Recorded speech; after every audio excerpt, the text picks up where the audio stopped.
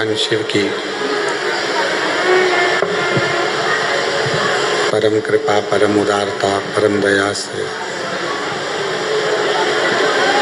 बाबा कुबेरेश्वर धाम की पवित्र भूमि से ऑनलाइन शिव महापुराण की कथा, बाहर की आवाज खोलो, शिव महापुराण की कथा श्रवण करने का सौभाग्य बाबा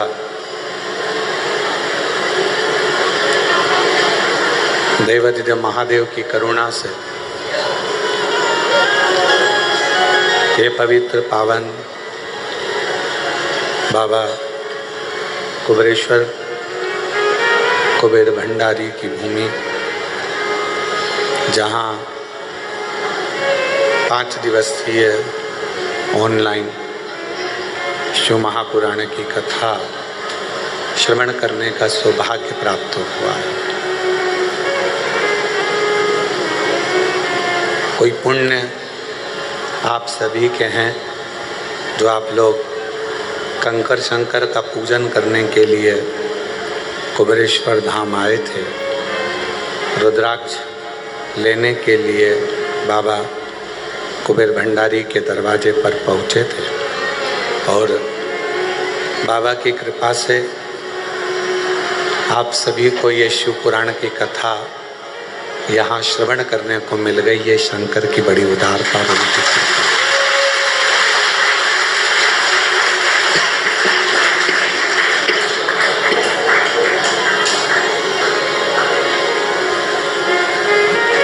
कहीं ना कहीं बाबा को जब करुणा करना होती है, कृपा करना होती है, तो ऐसे ही कृपा करता है। यजमान परिवार जिन्होंने आज व्यासपीठ का पूजन करा, भाग्यशाली हैं जो बाबा देवाधिदेव महादेव के धाम पर आकर आपको आज का यजमान बनने का सौभाग्य प्राप्त हुआ। कहीं पूर्व जन्म का कोई पुण्य आपका प्रकट।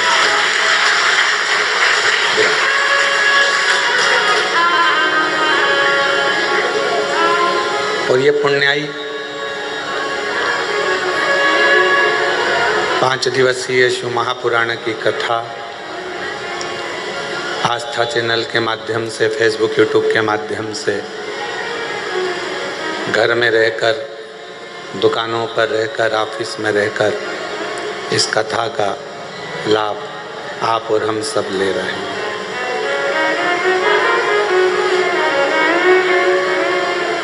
एक बहुत पुराना हमने सुना था कि चूल्हे के अंदर यदि एक छोटी सी भी चिंगारी रह जाती है, हवा लगते ही वो अग्नि हो जाती है।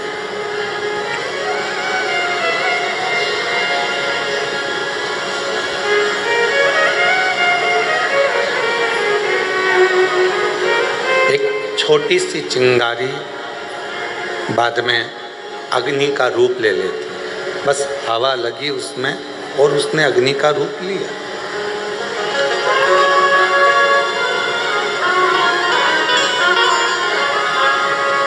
जैसे भट्टी में, चूल्हे में एक छोटी सी अग्नि रखी रहती है जिससे वो कभी भी प्रज्वलित कर ली जाए।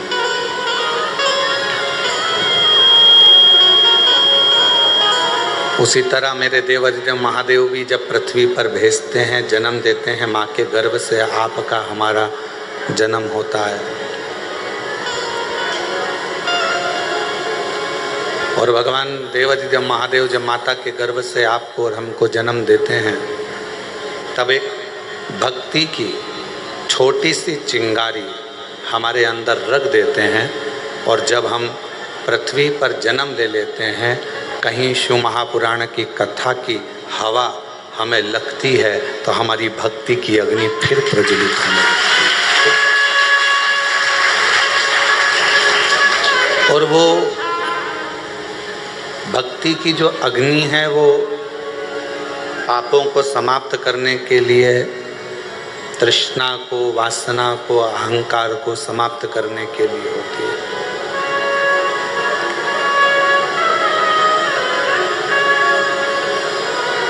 यहाँ बैठकर आप कंकर शंकर का पूजन करें, 108 बैठकर 108 बार श्री शिवाय नमस्तुभ्यम का जाप करें।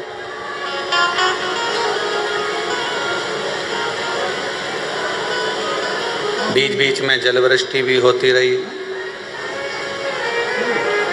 भजन करते रहे, स्मरण करते रहे, नाम जाप करते रहे, और फिर साथ में भगवान शंकर की कृपा से, करुणा से, उनकी उदारता से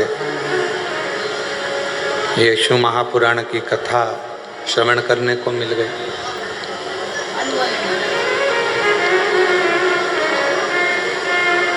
हमारे पूर्व का कोई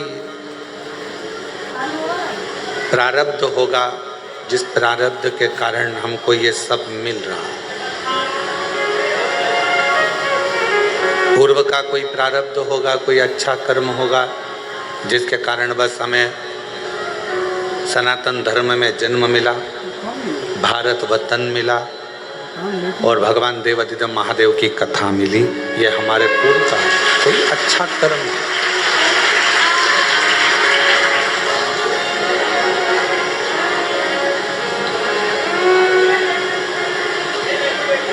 दुनिया में कोई सा भी ऐसा धर्म नहीं है, दुनिया में कोई सा भी ऐसा एक मजहब नहीं है जिसमें पत्थर को भी पूज कर परमात्मा बना दिया जाता।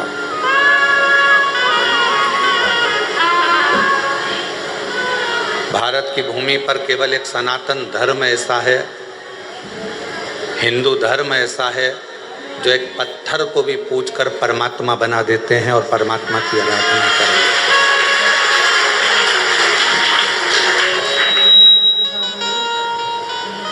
कोई किसी मजहब में, किसी भी मजहब में परमात्मा की पूजन कर कर, एक कंकर की पूजन कर कर, एक पाषाण की पूजन कर कर उसमें परमात्मा कैसे देखें?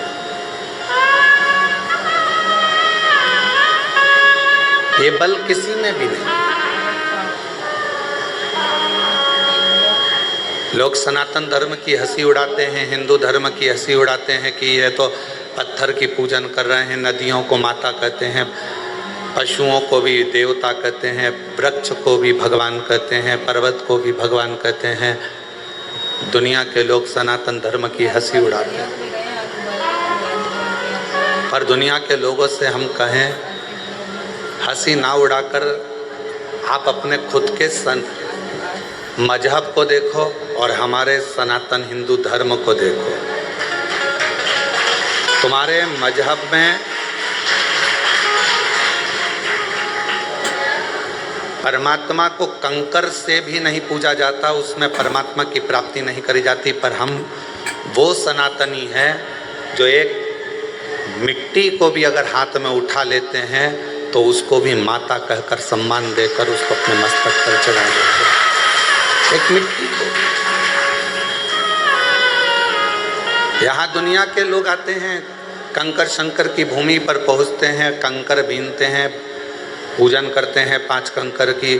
एक कंकर अपने साथ में लेकर जाते हैं, 3 महीने में, 6 महीने में, साल भर में, जब भी वो इधर आते हैं वापिस छोड़ जाते हैं, फिर ले जाते हैं।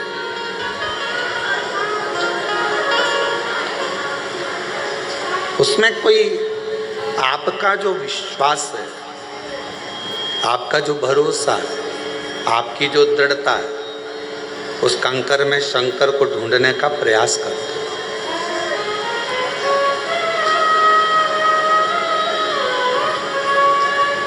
और मैंने तेरे ही भरोसे बाबा, तेरे ही भरोसे हवा भी उड़ती जावांगी बाबा।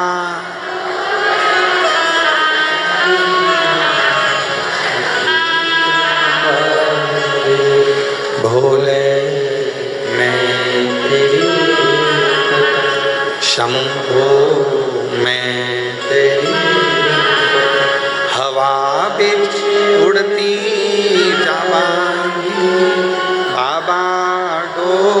हत्तो चढ़ी राम कटी जान, भोले मैं तेरी शंभो मैं तेरी।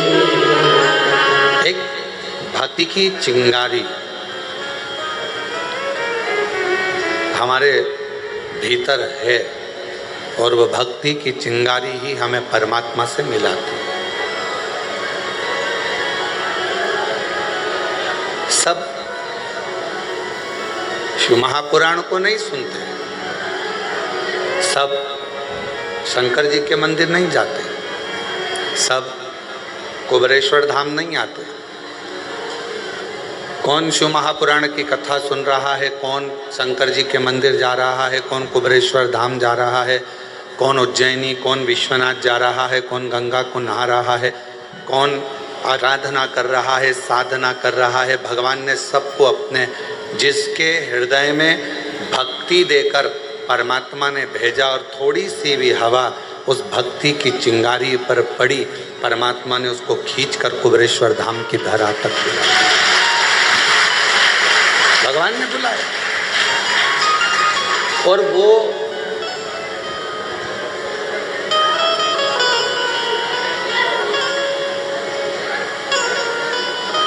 आपने अपने भांजे को फोन लगाया, भांजी को फोन लगाया, दीदी को फोन लगाया कि नहीं तुम्हें राखी पर आना पड़ेगा, राखी पर आना पड़ेगा। फोन लगाने से पहले तुमने, दीदी के आने के पहले तुमने तैयारी करी कि नहीं करी? जम के तो बोलो, करी ना? पत्नी ने पूछा क्यों? वो दीदी आने वाली है इंदौर वाली, वो जीजी आने वाली है झांसी वाली, ग्वालियर वाली, क्या दोगे उनको? वो दतिया से आएगी, वो वहाँ भोपाल से आएगी, वो इंदौर से, उसको क्या दोगे? मैंने विचार कर लिया है, उसको 1000 रुपये का लिफाफा दे देंगे, भांजा भांजी को 500 रुपये दे देंगे और दामाद आएंगे तो उनको कपड़े दिला देंगे। मैं बाजार ले जाऊँगा, जीन्स टी शर्ट दिला दूँगा, मैं उनको वस्त्र दिला दूँ।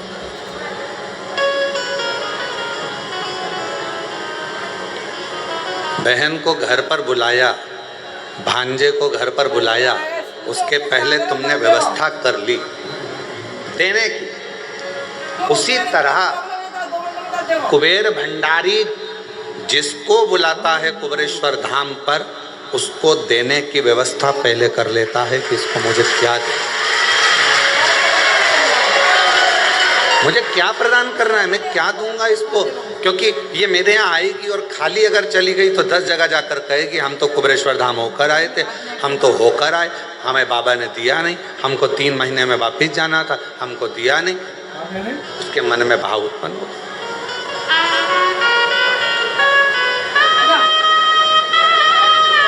वो व्यवस्था करता है पहले।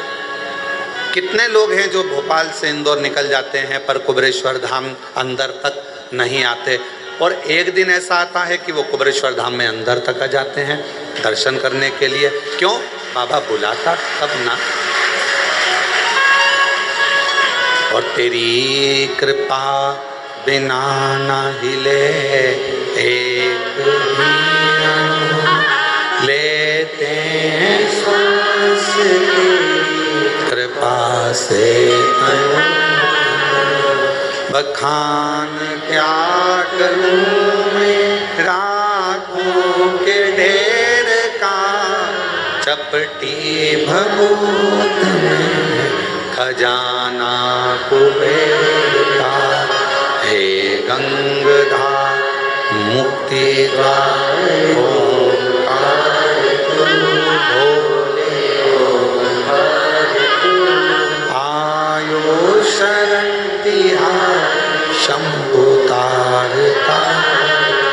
उसने व्यवस्था करी तुमको देने की, तो बाहर रोड पे से तुम अंदर आ, तो उसने इशारा करके तुमको अंदर बुलाया। वो अगर व्यवस्था नहीं करता, वो व्यवस्था कुछ करता ही नहीं, तो तुम अंदर भी नहीं आते, बाहर से ही निकल कर चले जाते।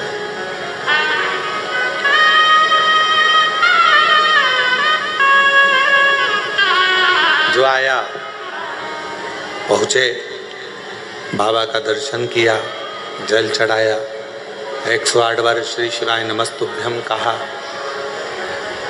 कंकर शंकर पूजन करी, मंत्र जाप किया, नाम जाप किया, स्मरण किया, तो शिव त्रिकालदर्शी कैलाशी अविनाशी भगवान शंकर करुणा क्यों ना करें, कृपा क्यों ना करें।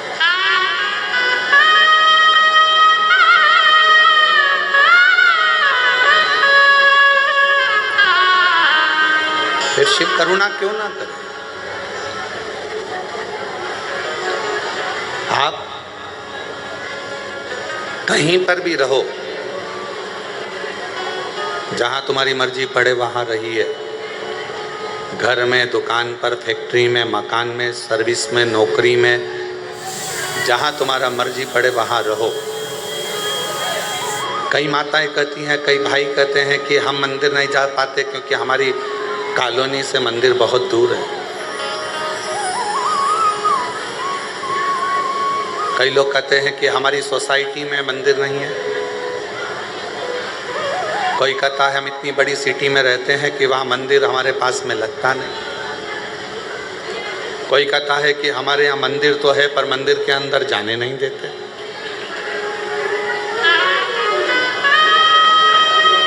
हम मंदिर के अंदर भी नहीं पहुँच पाते। कई लोग हैं और कई तरह की बाधाएं भी हैं मनुष्य के साथ। ऐसा नहीं है कि हमने आपसे कह दिया कि एक लोटा जल चढ़ाने जाओ। साउथ के कई मंदिर ऐसे हैं जिसमें प्रवेश नहीं मिलता, अंदर जाने नहीं देते। और कई कई जगह ऐसी है जहां मंदिर ही नहीं है, बहुत पास में, नहीं जा पाते, बच्चे भी नहीं जा पाते। तो शिव महापुराण की कथा के वायव्य संहिता में एक बड़ी सुंदर बात कही, बड़ा सावधानी से सुनिएगा इस चरित्र को। वायव्य संहिता में श्री वेदव्यास जी वर्णन कर रहे हैं, और वायव्य संहिता के अंतर्गत वेदव्यास जी कहते हैं कि अगर तुम मंदिर तक ना जा सको,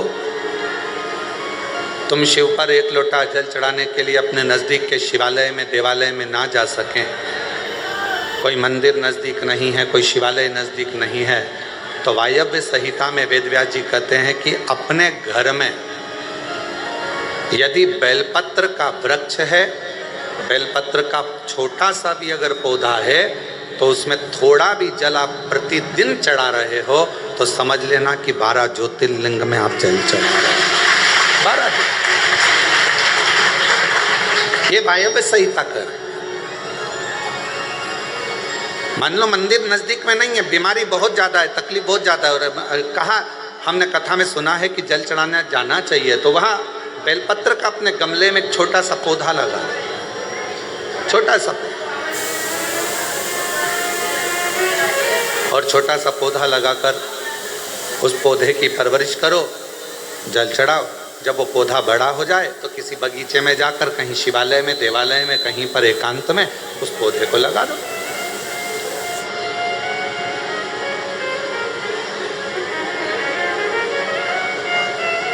जैसे तुलसा जी को बड़ा कर कर तुलसा जी का मंगल विवाह शालिग्राम जी से होता है, देव उठनी एकादशी पर शालिग्राम बाबा के साथ मंगल विवाह किया जाता है, वैसे ही बेलपत्र के पौधे को बड़ा कर कर उसको भी शिव को समर्पित किया जाता है, भगवान शंकर को समर्पित किया जाता है।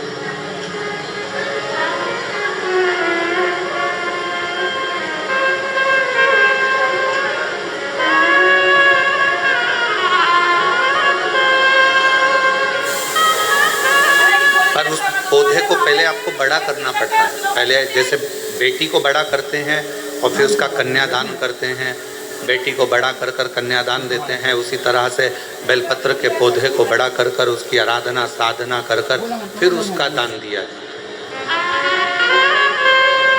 कई लोग बड़े विचित्र हैं कि भाई हमको बेलपत्री का पौधा दान करना है, कुबरेश्वर धाम आए, उज्जैनी गए, किसी गुरुजी के यहाँ गए और बाजार में से पौधा ले लिया और बेलपत्र का पौधा दान करिए।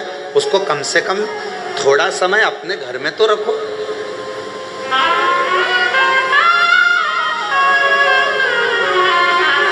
गौदान का नियम मालूम है आपको? कितना लोग जानते हैं गौदान के नियम को?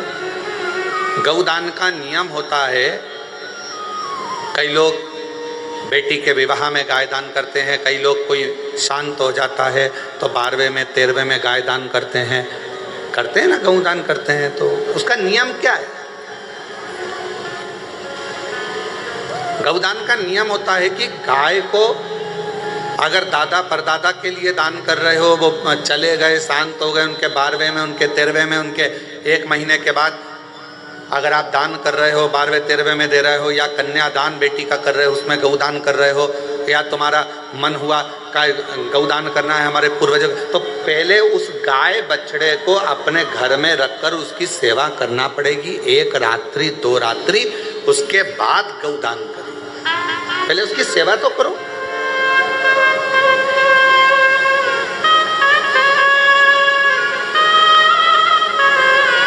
आपने तो डायरेक्ट फोन कर कर कह दिया गाय लिया ना, दान करना है। पंडित जी ने संकल्प छुड़ाया, गाय दरवाजे पर आई और 1 मिनट में संकल्प छूटा। पंडित जी से कहा ले जाओ गाय, लेके जाओ जल्दी से, गाय बछड़ा लेकर जाओ। पंडित जी गाय बछड़ा लेकर चले, ढीले कम करो, गाय बछड़ा पंडित जी लेकर चले। ये श्रेष्ठता नहीं। तुलसा जी का पौधा घर में रखकर उसको पोषित कर कर बड़ा कर कर फिर शालिग्राम भगवान से विवाह कर कर फिर दिया। बेलपत्र का पौधा पहले बड़ा कर कर अपने घर में थोड़ा सा, नहीं ज़्यादा रख सकते तो 8 दिन 7 दिन 5 दिन 15 दिन 20 दिन 1 महीना 2 महीना 4 महीना 6 महीना जितना आपका रख सकते हो रखकर फिर किसी जगह पर लगाए। क्यों? क्या जरूरत है गुरुजी अपने घर में पौधे को रखकर फिर दान करना, अपने घर में पौधे को रखकर फिर कहीं लगवाना, अपने घर में पौधे को पहले परवरिश कर कर फिर कहीं उसको लगवाना?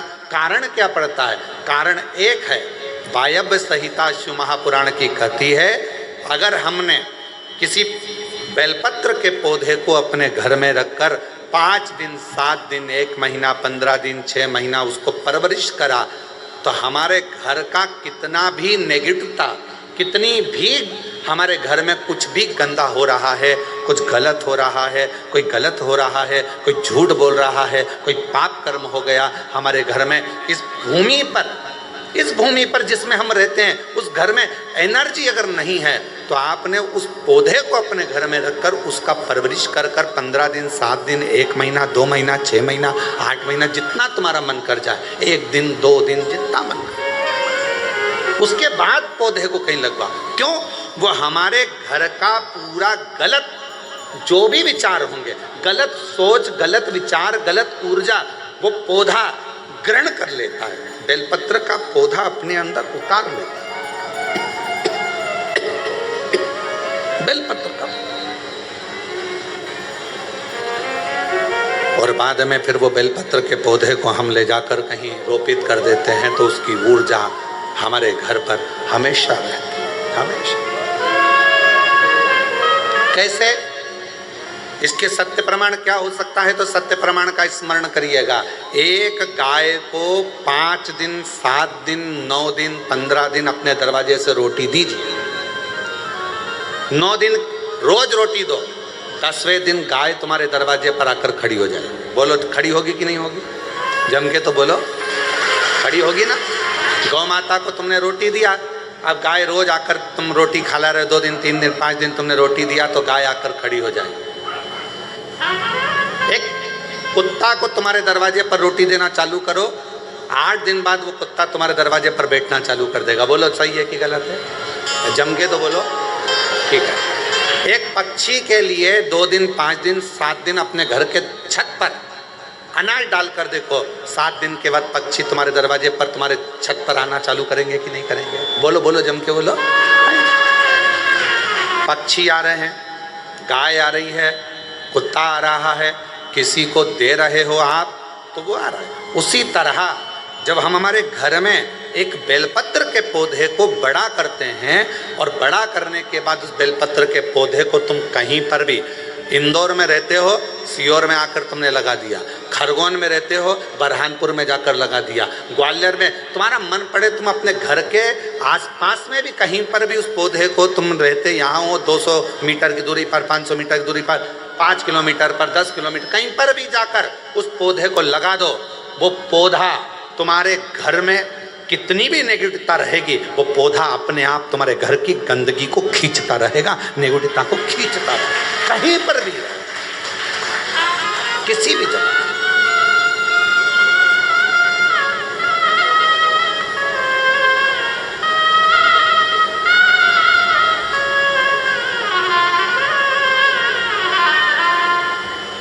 उस ऊर्जा को वो पौधा अपने पास की ऊर्जा को देता रहता है। और सरल भाषा में समझो, वायव्य संहिता को, व्यास जी महाराज द्वारा रचित शिव महापुराण की वायव्य संहिता और सरल भाषा में समझो। बेटी को शादी कर दिया, बेटी चली गई अमेरिका, ठीक है। अमेरिका में जाने के बाद, अमेरिका में पहुंचने के बाद बेटी को तुम्हारी याद आ रही कि नहीं आ रही है? जम के बोलो जरा। आ रही। तुम्हें बेटी की याद आ रही कि नहीं आ रही है? आ रही। याद आ गई तो वो कभी ना कभी तो तुमसे फ़ोन पर बात करेगी, मम्मी कैसी हो, मैं पहुंच गई हूँ, अच्छे से हूँ, अभी कितनी बज रही है तुम्हारे इंडिया में, हमारे यहाँ तो ये टाइम हो रहा है। बेटी से बात करो उसकी, अर्थात वो अपनी ऊर्जा से तुम्हारी ऊर्जा की ओर अग्रसर। अपने घर में रखे हुए बेलपत्र के पौधे को अपन ने जो पाला है, जो अपने पौधे को पोषित किया है, बड़ा किया है, 6 महीना, 2 महीना, 15 दिन, 1 दिन, 8 दिन, जितना भी तुम रखे हो, उसके बाद तुम कहीं पर भी जाकर लगाओगे, तुम्हारे घर का जो गंदगी होगी, जो दुख होगा, जो तकलीफ होगी, वो पौधा उसको खींचते चले जाएगा और अपनी ऊर्जा देता चलेगा। अपनी एक बेलपत्र में कितना बल है, कितना, एक बेलपत्र की ऊर्जा में कितना बल। एक पत्र है, अच्छा है, देखिए।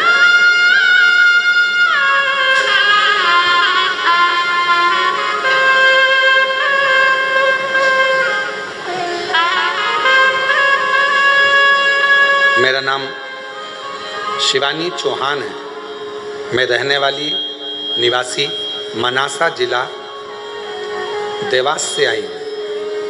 मनासा जिला देवास से आई हूँ। कहीं बैठी हो तो पीछे से आकर बेलपत्र प्राप्त कर सकती हूँ। गुरुजी, मेरे बच्चेदानी में गठान हो गई थी। मैंने सोनकच्छ, देवास, उज्जैन सब डॉक्टरों को दिखाया, सबने ऑपरेशन का बोला था। फिर मैंने शिवजी पर चढ़ा हुआ जल और बेलपत्र को खाना, डीले कम करो डीले, बेलपत्र खाना शुरू किया। शिवजी पर चढ़ा हुआ जल और बेलपत्र खाना शुरू किया। फिर मैं 5 दिन के बाद डॉक्टर को बताने गई तो उन्होंने बताया कि गठान गल चुकी है, ऑपरेशन की कोई ज़रूरत नहीं है। ये पत्र, ऑपरेशन की कोई ज़रूरत नहीं, गठान गल गई।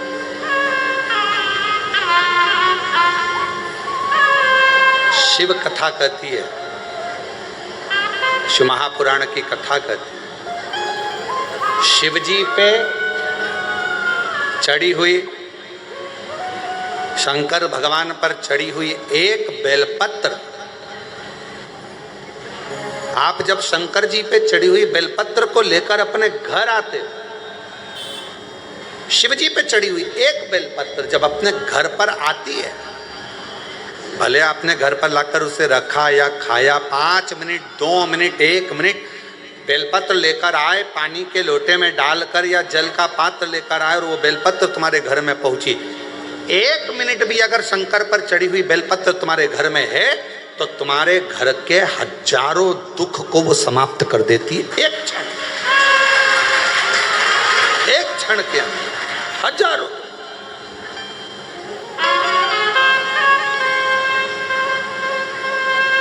एक पत्र और है, देखिए, अच्छा है, बहुत अच्छा है।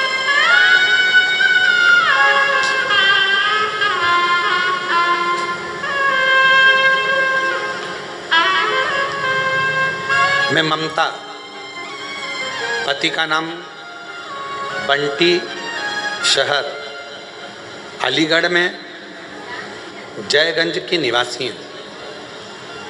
मेरा नाम ममता, पति का नाम बंटी, शहर अलीगढ़, मैं जयगंज की निवासी हूँ।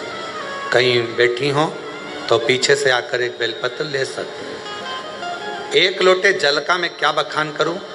मेरे 5-5 महीने में बच्चे खराब हो जाते थे, गिर जाते थे। डॉक्टर ने कह दिया था कि मेरी बच्चादानी में कोई समस्या है, जिसकी वजह से मेरे बच्चे 3 से 5 महीने के अंदर मर जाते हैं, जिससे मैं और मेरे पति पूर्ण रूप से टूट गए।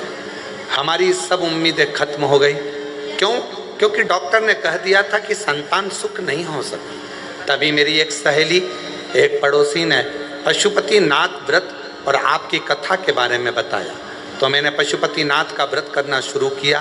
कथा सुनना लगी आपकी, और मेरे पति एक लोटा जल लेकर मंदिर जाने लगे। एक दिन कथा में आपने आंकड़े की जड़ का प्रयोग बताया। बाबा की कृपा से 3 महीने भी नहीं हुए थे कि मेरा फिर गर्भ ठहर गया, लेकिन गर्भ चौथे महीने में आते से ही पहले जैसी परेशानी आने लगी। डॉक्टर ने कहा कि तुम्हारी बच्चादानी फिर बेकार हो रही है, इसमें टाँके लगाना पड़ेंगे। तब हमने कहा, घबरा गए, डर गए। कहा ठीक है सर, हम 2 दिन के बाद में फिर हम शिव जी के मंदिर जाते।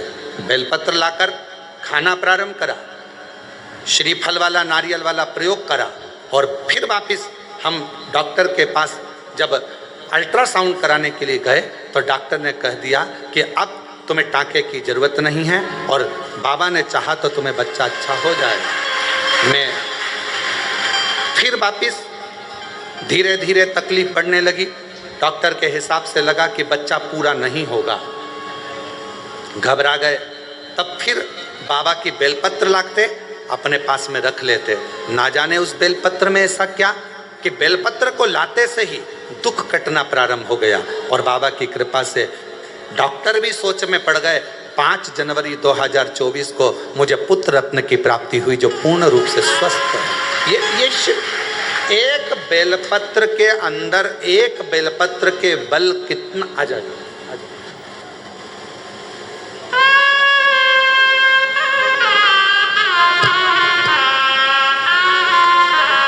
इनको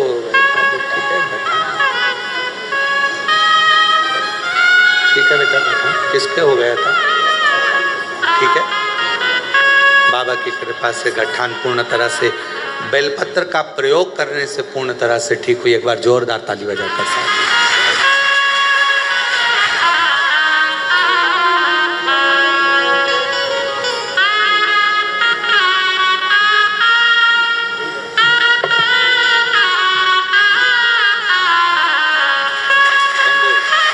एक बार जोरदार ताली बजा।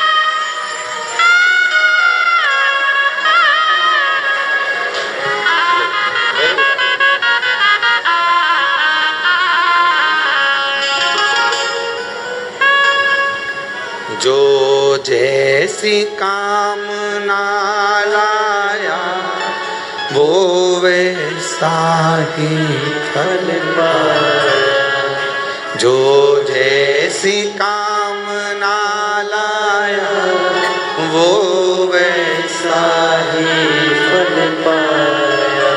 नहीं खाली उसे लौटाया वो मन ही मन हर्षाया, और कर दिया माला माल काशी वाले। लुटा दिया भंडार काशी वाले। लुटा दिया भंडार काशी वाले। कर दिया माला काशी वाले।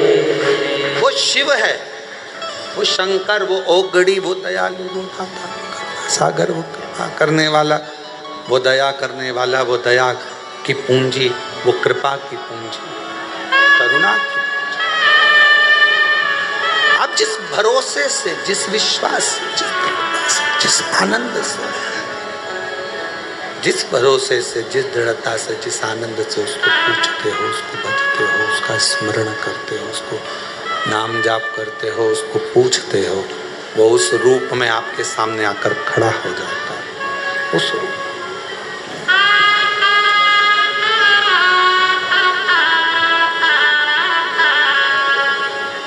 आपको लग रहा होगा कि आप शिव महापुराण की कथा सुनने के लिए बैठे हो,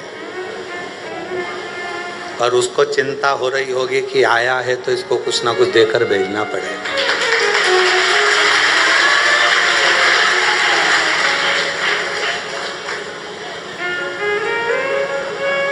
आप तो आ गए कथा सुनने के लिए कि हम कंकर शंकर का पूजन करने आए हैं, यहाँ पर 108 बार श्री शिवाय नमस्तुभ्यम बोलने के लिए आए हैं, कंकर शंकर का पूजन करने आए हैं। कथा मिल गई सुनने के लिए, हमको कथा मिल गई सुनने के लिए। इतने खुश हो रहे हो आप लोग, तो आपको कथा मिल गई सुनने के लिए, पर उससे तो पूछो उसको कितनी तकलीफ हो रही होगी। आ गई अब देना तो पड़ेगा, हो जाना तो पड़ेगा। विचार करो,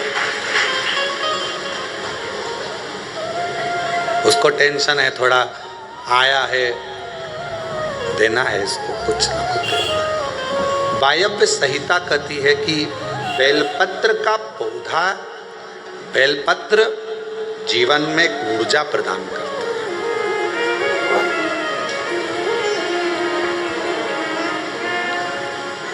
आप करके देखो, एक प्रैक्टिकल जरूर करो। थोड़े दिन अपने घर में एक बेलपत्र के पौधे को रखो, छत पर, गार्डन में, गच्ची पर, बाहर, उसकी सेवा करो, उसका जल चढ़ाओ। फुर्सत मिल जाए तो 2 मिनट बैठकर उसके पास में आप शिव नाम श्री शिवाय नमस्तुभ्यम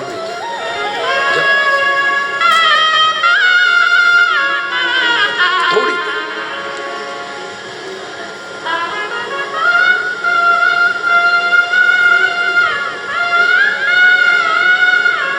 हमारे यहाँ बाबा का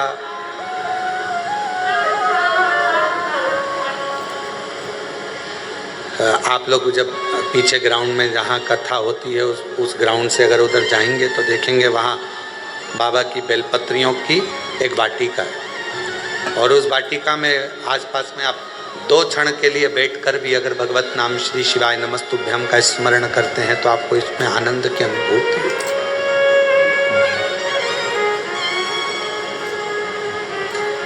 आनंद की अनुभूति होती है शिव नाम से।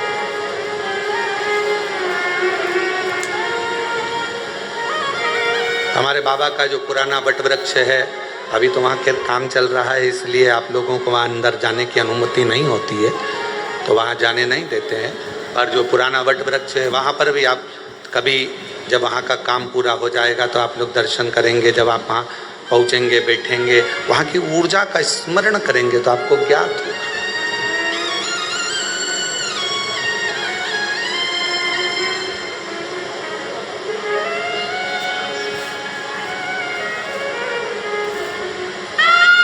कितनी ऊर्जा, कितना बल एक बेलपत्र के पत्र में होता, कितना बल।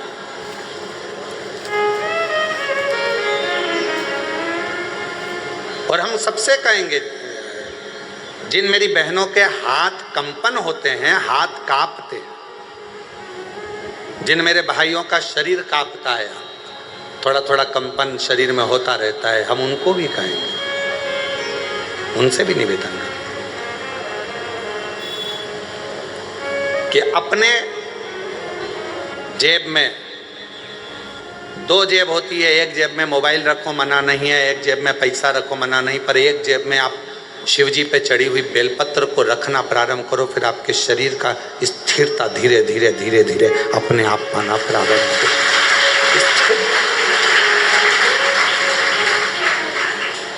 जिनका शरीर कांपता है, डॉक्टर का इलाज करवाओ।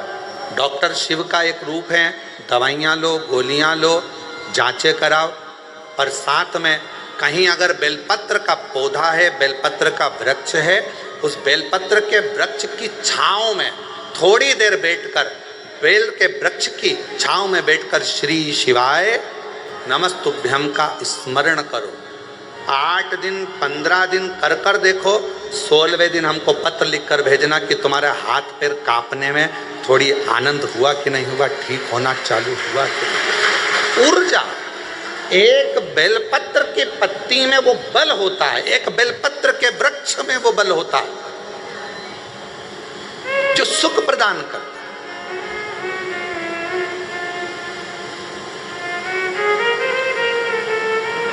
जैसे जामुन के वृक्ष की लकड़ी को तुम्हारे घर की पानी की टंकी कितनी भी गंदी हो रही हो, तुम्हारे घर के पानी की टंकी में कितना भी कचरा हो, कितना भी बदबू मार रहा हो, कितनी भी गंदगी हो, एक जामुन की लकड़ी जैसे घर के पानी की टंकी में डाल दी जाती है तो पूरा पानी एकदम क्लीन हो जाता है, साफ हो जाता है।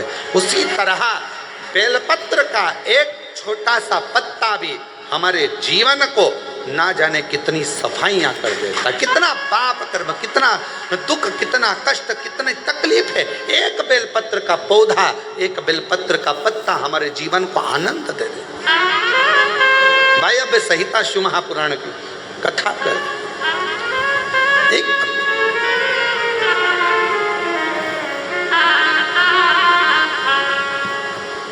वो माता एक कीर्तन गाती हैं, इस बेलपत्र में क्या बल है जिसमें मेरा भोला मगन है। क्या बल है इस बेलपत्र में, क्या बल।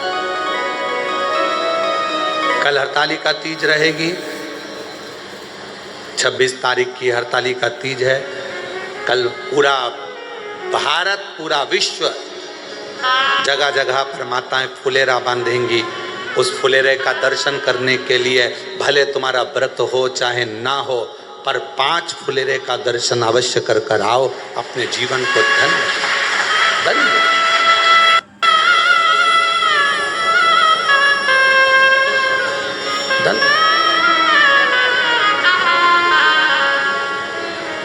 करो दर्शन। यहाँ पर भी फुलेरा बनता है, हम व्यासपीठ जहाँ है यहाँ पर हर साल कई वर्ष हो गए बनते हुए। बाबा के, हमारे घर पर भी बनता है, बाबा के धाम जहाँ जहाँ मंदिर है हो सकता है। हम तो यहाँ तक कहेंगे आप लोगों से कि शिशु मंदिर में अगर कोई फुलेरा ना बांधे और आपको अगर भगवान सामर्थ्यता दिया है तो कुछ पेड़ों की पत्तियाँ तोड़कर उसको धागे में बांधकर फूल वगैरह लगाकर आप अपनी तरफ से 2 लकड़ियों को या 4 लकड़ियों का कैसा भी बनाकर, या डलिया हो तो डलिया, उसको बांधकर शिव जी के मंदिर में आप ही अपनी तरफ से फुलेरा लटकाया ना, तो वो भी क्या लगा।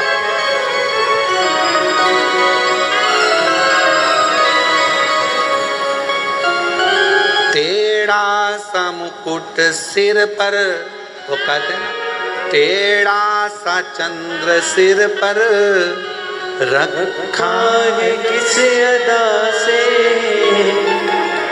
करुणा भरी है, करुणा भरी निगाह से, और बिन मोल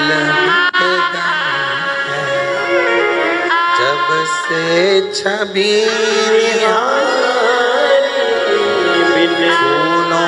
में सज रहे, गोरा के त्रिपुरारी फूलों में सज रहे, गोरा के त्रिपुरारी और साथ सज रहे, और साथ सज रहे, हिमवान की दुलारी और साथ सज रहे, हिमवान की दुलारी फूलों में सज रहे, गोरा के त्रिपुरारी फूलों में सज रहे, गोरा के त्रिपुरारी और साथ सज रहे, और साथ सज रहे हिमवान की दुलारी, और साथ सज रहे हिमवान की दुलारी। वो एक आनंद बेलपत्र के पत्र में, वो आनंद एक बेलपत्र के पौधे में। चंदन की लकड़ी को कीचड़ में पटक दो तो भी सुगंध देती है, चंदन की लकड़ी को अलमारी में बंद कर दो तो भी सुगंध देती है, चंदन की लकड़ी को एक कपड़े में बांध कर रख दो तो भी सुगंध देती है, चंदन की लकड़ी को छत पर रख दो तो भी सुगंध देती है, चंदन की लकड़ी को जमीन में गाड़ दो तो भी सुगंध देती है। चंदन की लकड़ी चाहे कीचड़ में पटको चाहे कचरे में पटको, पर चंदन की लकड़ी अपनी सुगंध दिए बिना नहीं रहती। उसी तरह बेलपत्र अपना असर दिखाए बिना रह नहीं सकता। बेलपत्र और बेलपत्र का पौधा अपना असर दिखाए बिना रहता नहीं है, वो उसकी ऊर्जा वो दिखाता, उसका ऊर्जा हमें सुख देता। शिव जी के मंदिर में जाओ ना तो तुम वहां से प्रसाद मांगो ना मांगो, पर एक बेलपत्र का प्रयास करा करो। हाँ, यहाँ लोग आते हैं, बेलपत्र कई माताएं पूजन कर कर चली जाती हैं, वहाँ बेलपत्र पड़ी रहती है, कई माताएं उसको उठा लेती है, धोती है, खा लेती,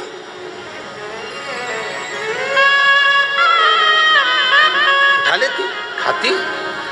कई माता यहाँ का बेलपत्र उनको लगा कि हम वो दूसरे ने पूजन करी, नहीं नहीं, बेलपत्र तो बेलपत्र है ना, शिव तो शिव है ना।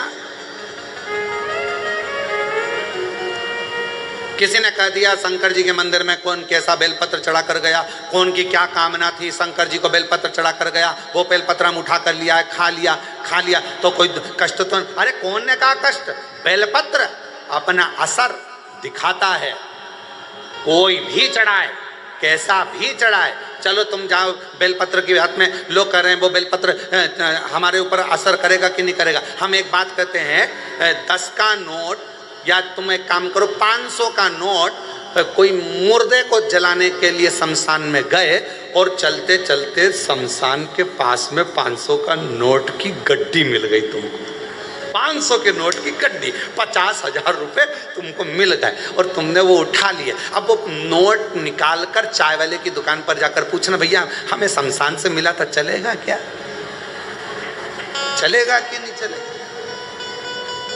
फिर वही 500 रुपए लेकर तुम सुनार की दुकान पे जाना, क्या भैया हमें कोई अच्छी सी लौंग बता दो, हमें 5-10 हजार रुपए की, पर हमारे को गड्डी जो है, बोलो शमशान से मिली है, तुम्हें चलेगी कि नहीं चलेगी? वो कहेगा नोट तो नोट है रे, शमशान का होए चाहे मसाण का होए चाहे व्यापार का, नोट तो नोट, 500 का नोट तो चलेगा। और पटक के गड्डी देख ले, दौड़ेगा भी, 2 मिनट में गड्डी गायब, तो पटक के देख। अब उसको क्या करना, शमशान का है कि कहाँ का है, उसको तो मतलब है नोट से। उसी तरह बेलपत्र कैसा है, कौन ने चढ़ाया, किसने चढ़ाया, कैसे चढ़ाया? आप तो बाबा का नाम लेकर श्री शिवाय नमस्तुभ्यम, मेरे बाबा इसको औषधि कर दो, मेरे बाबा प्रसाद के रूप में दे दो, औषधि कर कर दे दो, बाबा बड़ी दुखी हूँ, कष्ट में हूँ, कंकर शंकर पे से उठाया, लिया, धोया, खाया, शिव जी को समर्पित। अब उसमें भेद करना,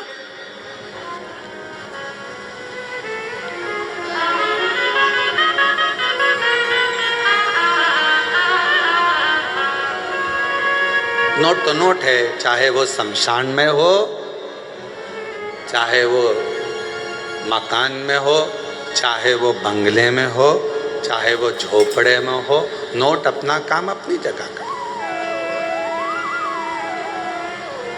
इसलिए निवेदन है, भ्रम में बिल्कुल मत पड़ना, बहुत भ्रम फैला रहे हैं लोग आज के जमाने में। पहले लोग शिव जी को जानते नहीं, मानते नहीं, और अब जब से शिव महापुराण की कथा दुनिया के लोग श्रवण करना चालू करे तो शिव पुराण के ऊपर शंकर जी पर ज्ञान देने वाले 4 गुने हो गए। ऐसा मत करना, शिव जी रूठ जाएंगे, ये मत करना। शंकर जी के मंदिर में जाओ तो ऐसा करो, शिव जी के मंदिर में गए हो तो जल मत पियो। ज्ञान देने वाले शंकर जी के प्रति दुनिया ढेर सारी हो जाएगी। जब सोशल मीडिया खोलोगे, इंस्टाग्राम खोलोगे, व्हाट्सएप खोलोगे, फेसबुक खोलोगे, तुम्हें ढेर सारे मिल जाएंगे, शिव जी का ऐसा, शिव जी का वैसा। कहीं मत पढ़ो, तुम तो तुम्हारे पास में गीता प्रेस गोरखपुर की शिव पुराण लेकर आओ, घर में पढ़ो और अध्ययन करो। और जब कुबेरेश्वर बाबा की कृपा हो जाए और कभी तुम्हारे को टीवी पर कथा श्रवण करने को बाबा कुबेर भंडारी की सुनने को मिल जाए तो उस पर स्मरण करो कि बाबा ने हमको क्या, कुछ सुनो, भटकना नहीं है। जब कोई 10 तरह की बातें बताने लगे कि अपन ने सुन रखा है कि बेलपत्र खाने से रोग मिटेगा, अपन ने सुन रखा है कि शंकर जी पे चढ़ा हुआ जल हमारा कल्याण करेगा, फिर कोई ज्ञान दे तो टीवी बंद कर दो। फिर कोई कहे कि ऐसा मत करो वैसा मत करो तो मोबाइल में रील चेन, फिर अपने को नहीं दे, क्योंकि अपना विश्वास टूटता, अपना भरोसा टूटता। एक तरफ तो हम भरोसा कर रहे हैं कि हमारा शंकर हमारे दुख हरेगा, और दूसरी तरफ हमने किसी के मुंह से ऐसा सुन लिया, फिर हमारा भरोसा टूट गया, ऐसा करूंगी तो ऐसा हो गया, मतलब मन फिर दो हो गए, फिर डोल गए। अभी तक एक मन था, मतलब जिससे प्रेम करा उसके प्रति तुम्हारा इतना समर्पण हो गया कि नहीं शादी करूंगी तो देर से ही करूंगी, भले तू भेंगा होए पर देर से करूंगी, चाहे कुछ भी हो, देर से करूंगी, चाहे कहीं नहीं जाऊंगा, देर से करूंगी। अब थोड़े समय के बाद मालूम पड़े फिर मन डोल गया कि नहीं, इससे ज्यादा धन तो कहीं दूसरी जगह पर है। फिर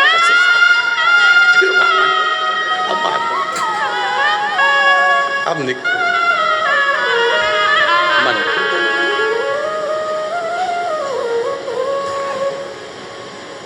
स्थिर मन रखिए।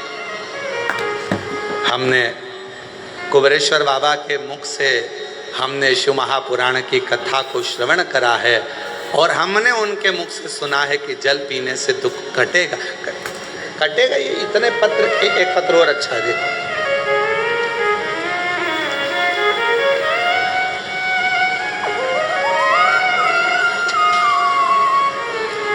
अभी कुछ समय बाद हम यहाँ पर एक रूम बना रहे हैं कांच का। जितने पत्र बाहर भी पढ़ते हैं कथाओं में और जितने पत्र यहाँ आते हैं, जिनको बाबा ने कृपा करी, उन सब के पत्र, आप कहाँ हो उससे मतलब नहीं, आपका पत्र मेरे बाबा के दरवाजे पर हमेशा आपके रूप में रहेगा। ये पत्र इकट्ठे कर, जो दुनिया के लोग कहते हैं कि कुबेरेश्वर धाम, तो उनको आकर उन पत्र को दर्शन करना चाहिए। तुम्हारा मन पड़े, निकालो और पढ़ो कि पत्र में क्या लिखा है, कितनी कृपा। एक पत्र देखिए, मेरा नाम कृष्णा गोस्वामी है, मैं झांसी उत्तर प्रदेश से हूँ, मेरी उम्र 85 साल और मैं 2022 से रोज शिव महापुराण की कथा आपकी सुन रही हूँ। गुरुजी, मेरी शिव महापुराण छूटती नहीं, मैं ऐसा बाबा के मन में भाव रखकर कथा सुनती। बीच बीच में कथा नहीं आती तो मैं टेंशन में पड़ जाती हूँ। मेरी जी बिल्कुल टेंशन मत लो, प्रयास करते हैं कि कथा में गैप ना हो, चाहे कैसे भी कथा आपको सुनने को मिले, भले ऑनलाइन मिले पर मिल जाए और आप लोग श्रवण कर लें, इसलिए ऐसा प्रयास किया। गुरुजी, शिव महापुराण सुनते बाबा की ऐसी कृपा हुई कि असंभव भी शिव महापुराण कथा के सुनने से संभव हुआ है। गुरुदेव, सीहोर में हमारे मामा जी के घर हैं, पता चला कि ऑनलाइन शिव महापुराण की कथा आपकी चल रही है। गुरुदेव, 10 साल से मुझे एक बीमारी थी यूरिन की, वो प्रॉब्लम इतनी ज़्यादा थी कि उसका ऑपरेशन डॉक्टर मेरी उम्र के हिसाब से नहीं कर सकते। पर 10 जून को हम बाबा के इस पवित्र प्रांगण को आए और बाबा से विनय कर गए कि 10 साल से मुझे यूरिन की तकलीफ है और मैं कहीं जा नहीं सकती, आ नहीं सकती, इतनी ज़्यादा तकलीफ है। 10 साल। पर किसी ने कहा है कि कुबेरेश्वर धाम की भूमि पर अगर कंकर शंकर का पूजन करा जाए और एक रुद्राक्ष लेकर जाया जाए, उसका जल पिया जाए, बाबा कृपा कर। गुरुजी, मैं एक दिन भी सही से नहीं रहती थी उस यूरिन की प्रॉब्लम के कारण। 10 साल से तकलीफ में थी। 10 जून से यहाँ से जब से मैं बाबा की पूजन कर कर गई हूँ, आज तक बाबा की कृपा से मुझे कोई तकलीफ नहीं हुई यूरिन की। मैं बाबा की कृपा से कि कहीं बैठी हो तो बेलपत्र लेने के लिए आ सकती। मेरा नाम कृष्णा गोस्वामी है, मैं झांसी उत्तर प्रदेश से हूँ। मेरी उम्र 85 साल है। शिव की और तेरी कृपा का क्या किस पर हो, जरा सी हम पर कर दो, जरा सी हम पर कर दो। तेरी कृपा का क्या है भरोसा, कब किस पर हो जाए, जरा सी हम पर कर दो, जरा सी हम पर कर दो। जिस पर भी हो गई तेरी कृपा करुणा, वो भगवान हुआ,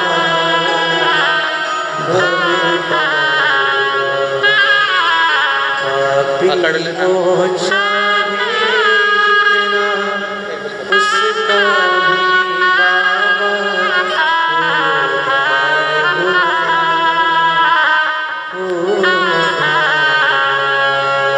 आ जाओ, धीरे से आ जाओ।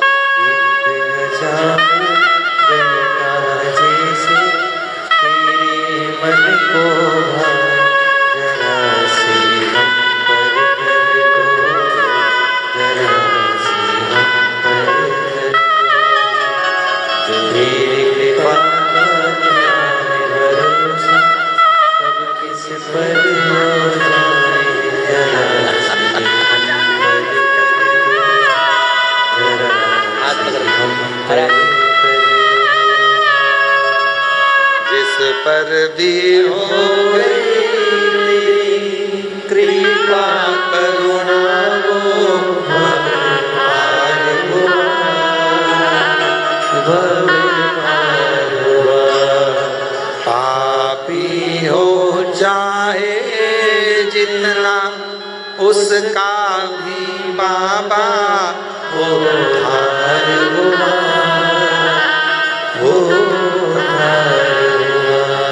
गिद्ध अजामिल गणिका जैसे तेरे मन को भाए, जरा हम पर कर दो, जरा हम पर कर दो।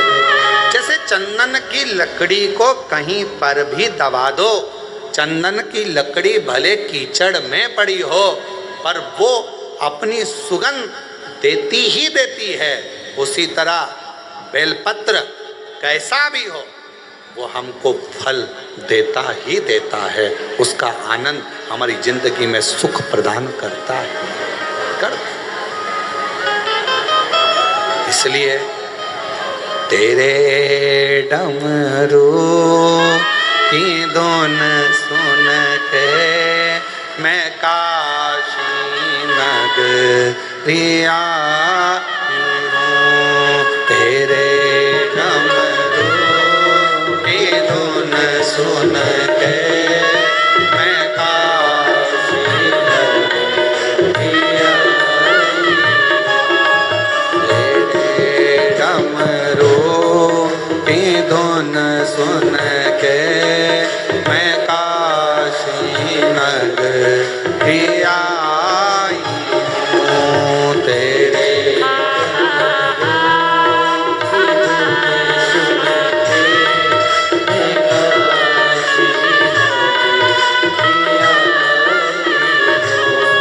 मैं काशी नगरिया हूँ, मैं काशी नगरिया हूँ, मैं काशी नगरिया हूँ, मैं काशी नगरिया। मेरे भोले ओ बम बोले मैं काशी नगरिया हूँ। मेरे भोले जोरदार बोलो।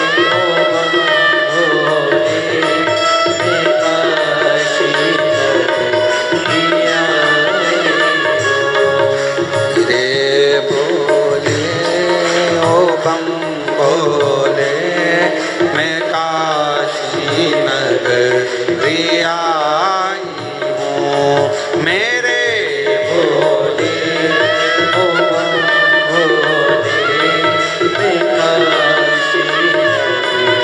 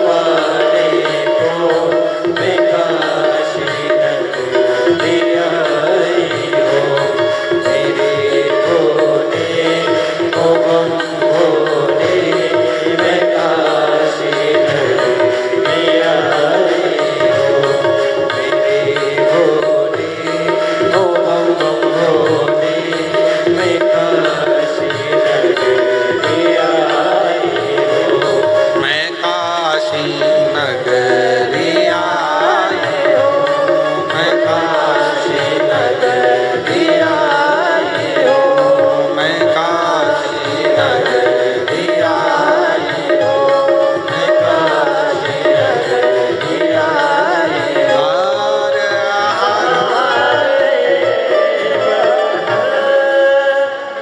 अपने स्थान पर बैठकर भगवान शिव जी से अपने मन का भाव करिए, दिल से प्रार्थना करो, विनय करो, निवेदन करो। जहाँ जगह मिले वहाँ बैठकर भगवान शिव जी से अपने मन का भाव कहो, हृदय से प्रार्थना करिए, विनय करिए, निवेदन करिए। दिल से बाबा को जहाँ भी जगह मिले वहाँ बैठ जाओ और बाबा को अपने हृदय का भाव बड़े आनंद के साथ कहिए।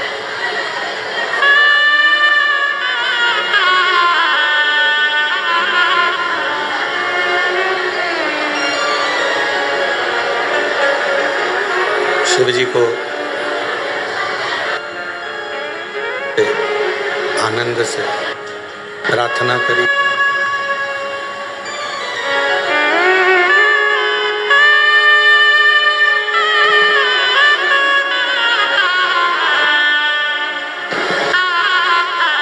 शिव कृपा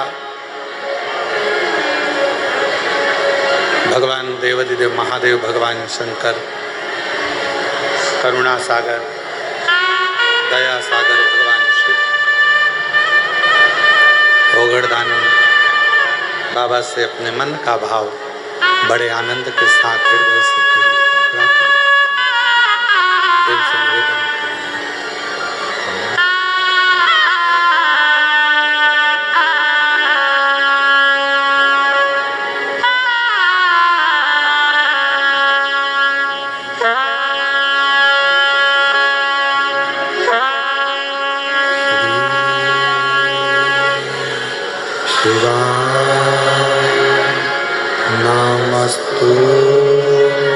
नमस्तुभ्यं श्री शिवाय नमस्तुभ्यं श्री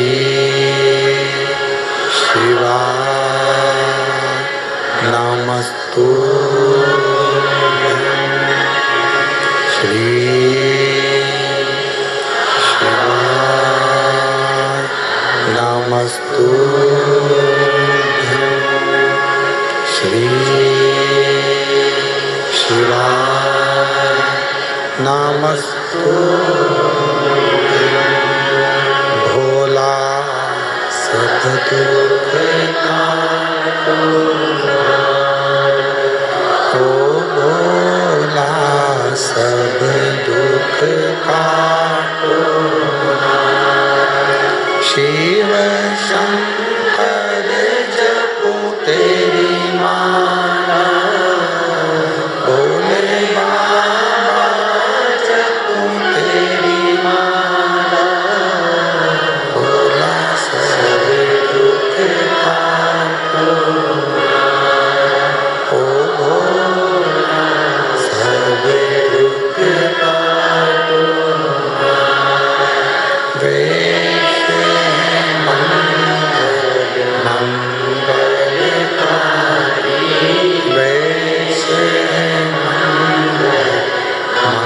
मंगलकारी, शमशान वासी हमारा, शमशान वासी हमारा, ओ भोला सब दुख काटो,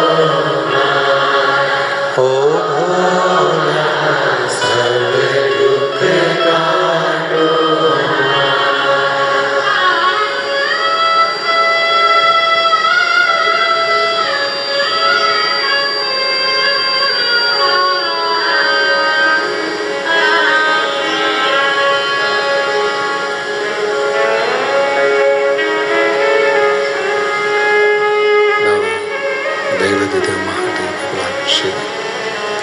गर्दानी कालदर्शी कैलाशी विनाशी भगवान शंकर, दया करने वाले दातार भगवान शिव, करुणा करने वाले करुणा सागर भगवान शंकर, जो नित्य नूतन कृपा करते हैं, दया करते हैं, करुणा करते हैं, जैसे भगवान देवदेव महादेव भगवान शंकर की करुणा, कृपा, दया, उनकी उदारता, उनकी करुणा। एक बेलपत्र की पत्ती में, एक बेलपत्र की पत्ती में, एक बेलपत्र के वृक्ष में जो बल होता है, जो ऊर्जा होती है, वो ऊर्जा कोई साधारण नहीं होती है। शिव महापुराण की वायव्य संहिता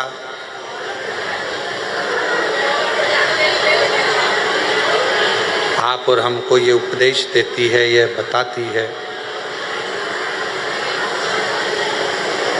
कि जब मानव या मनुष्य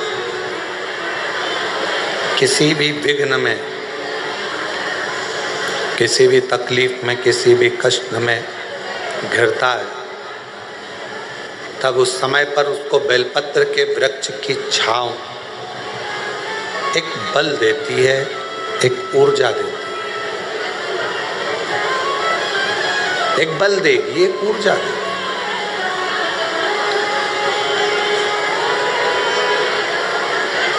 हरतालिका तीज का प्रारंभ जैसे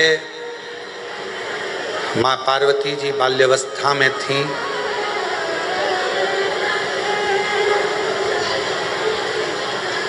पिताजी उनका ध्यान रखते और कहते कि कहाँ भटक रही हो तुम, क्यों इधर उधर जाना, कहाँ पहुँचना, क्यों जाना।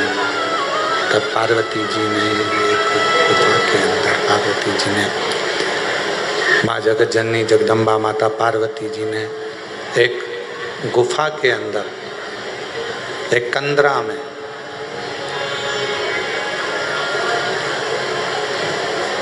बालू का शिवलिंग बनाकर, एक कंदरा में बालू का शिवलिंग बनाकर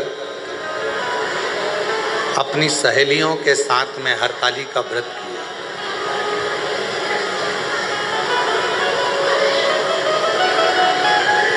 भले दुनिया की दृष्टि में ये हो सकता है कि कई माताएं कहती हैं कि हमारा तीज का व्रत तो श्रावण महीने में हो गया, किसी का व्रत छोटी तीज के रूप में, कोई का व्रत बड़ी तीज के रूप में हो गया, कोई का व्रत कहीं, कोई का व्रत कहीं हो गया। पर शिव महापुराण की कथा का व्रत एक ऐसा व्रत है जिसमें आप व्रत ना भी करें तो भी फुलेरे का दर्शन कर कर उस व्रत का पूरा पुण्य फल आप प्राप्त कर सकते। हरतालिका व्रत करें ना करें, पर उस व्रत का केवल फुलेरे का दर्शन कर कर भी हम फल प्राप्त कर सकते। फल शिव कथा करें, भगवान शंकर का चरित्र कह रहा है शिव महापुराण की कथा, भगवान शंकर का पवित्र चरित्र कह रहा है, शिव तत्व कह रहा है। छोटी सी अवस्था है माँ पार्वती जी की, छोटी सी अवस्था, और माँ जगत जननी पार्वती जी की जब छोटी सी अवस्था है और उस अवस्था में अपनी सहेलियों के साथ में कंदराओं में पहुंच जाना, वन में पहुंच जाना और कंदराओं में जाकर भगवान शंकर की आराधना करना, अर्थात शिव महापुराण की कथा हमको सीख देती है कि अपने घर के बच्चों को, छोटे छोटे घर के जो बच्चे हैं उनको प्रयास करा करो कि उनको ये सीख दी जाए कि तुम शंकर जी के मंदिर में एक लोटा जल चढ़ाने के लिए जाओ, जल समर्पित करने के लिए जाओ। एक कथा आप लोगों ने श्रवण करी होगी श्रीमद् भागवत कथा में कि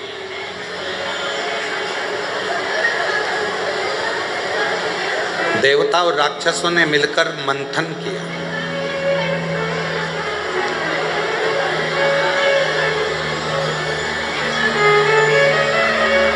और देवता राक्षस मिलकर मंथन कर कर अमृत की प्राप्ति कर, पर उस अमृत से पहले जब वो अमृत प्राप्त होता है उसके पहले गौ माता भी निकलती है उस मंथन में, विष भी निकलता है उस मंथन में।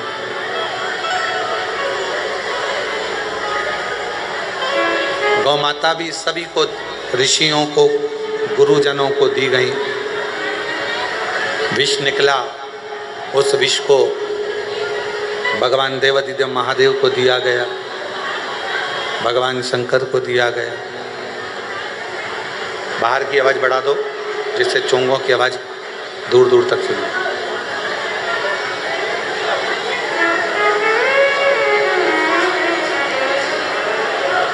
फिर आखिरी में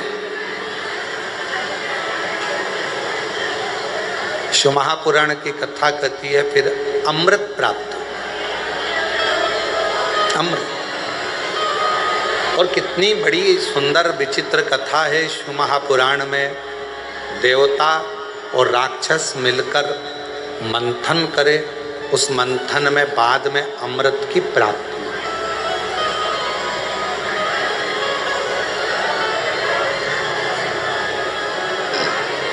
मंथन में अमृत निकला। घर में भी दो तरह के लोग रहते हैं, समाज में, परिवार में, मोहल्ले में, कुटुंब में, गांव में, नगर में, शहर में दो विचार के लोग रहते हैं। एक देव बुद्धि के लोग रहते हैं, एक राक्षस बुद्धि के लोग।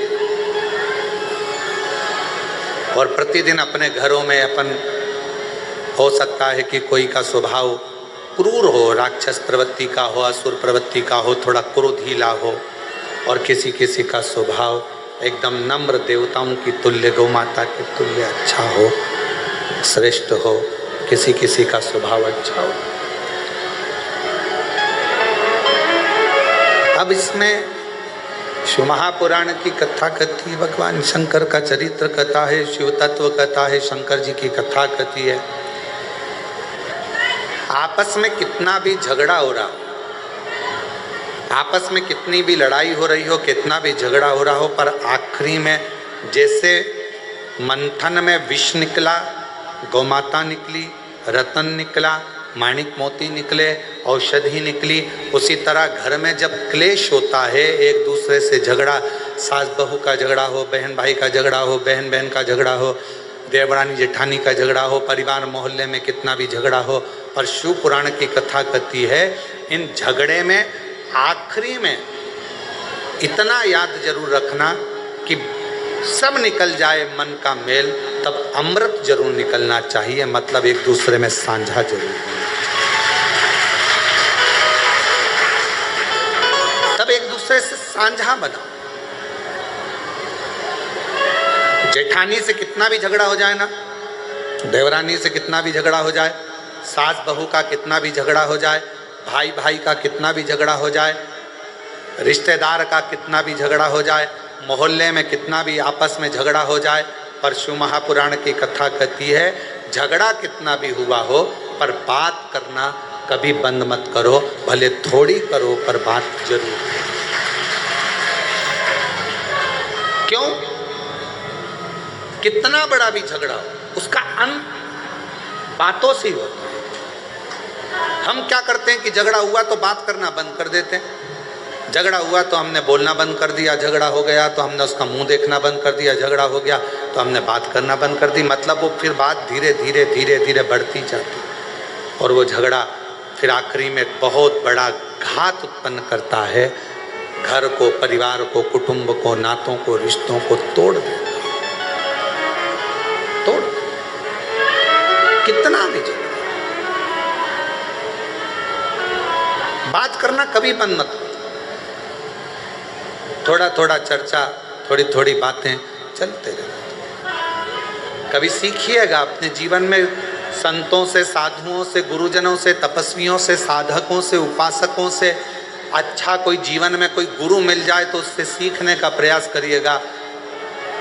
यहाँ तक आपको शिव महापुराण की कथा भी ये सीख देती है कि आप सीखिएगा कि कितना कितना दुनिया के कितना कितना लोग अपशब्द कहते हैं, ताना देते हैं, गालियाँ देते हैं, आड़ा टेढ़ा कहते हैं।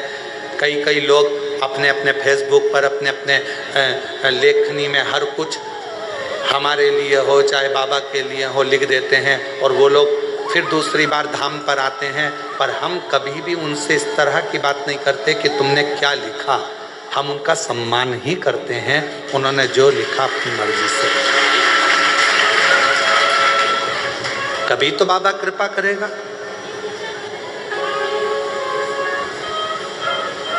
दुनिया के लोग न्याय करने में जल्दबाजी कर सकते हैं, पर मेरा शंकर भगवान, मेरा कुबरेश्वर बाबा एक ना एक दिन न्याय जरूर करता है। किसी ने हमको गाली दी है तो उसको भी एक ना एक दिन गाली खाने को मिलती ही है। किसी ने हमको अपशब्द कहा तो उसको भी एक ना एक दिन अपशब्द सुनने को मिलता ही है। किसी ने हम पर उंगली उठाई तो एक ना एक दिन उस पर भी उंगली उठती ही है। ये विचार अपने अंदर। आप शंकर के भक्त,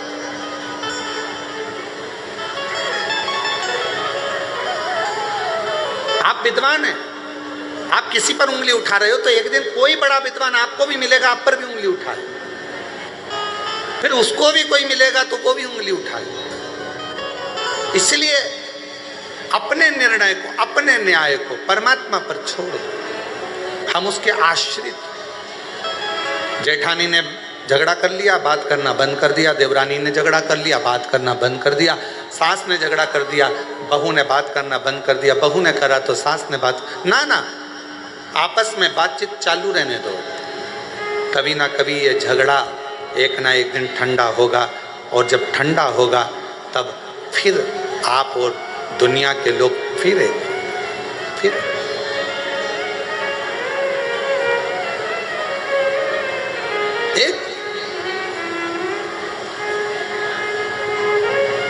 मंथन हुआ। समुद्र मंथन में विष निकला, गौ माता निकली, औषधि निकली, रतन निकला, माणिक मोती निकले। उसके बाद में अमृत बाद में निकला। अमृत बाद, और बाद में हुआ क्या? आखिरी में हुआ क्या? भगवान नारायण, भगवान विष्णु मोहिनी स्वरूप धारण कर आ गए, और मोहिनी स्वरूप धारण कर आए, और जितने जितने असुर थे, राक्षस थे, वो सारे राक्षस उस मोहिनी स्वरूप को देखने में लग गए। देखने,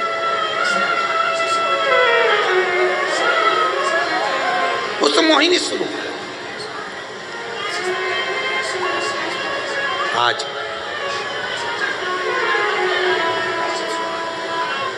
कथा कह रही है ये समुद्र मंथन की, और मंथन की कथा कर रही है कि राक्षसों का ध्यान, असुरों का ध्यान भगवान नारायण के उस मोहिनी स्वरूप पर चला गया, और अमृत भूल गए।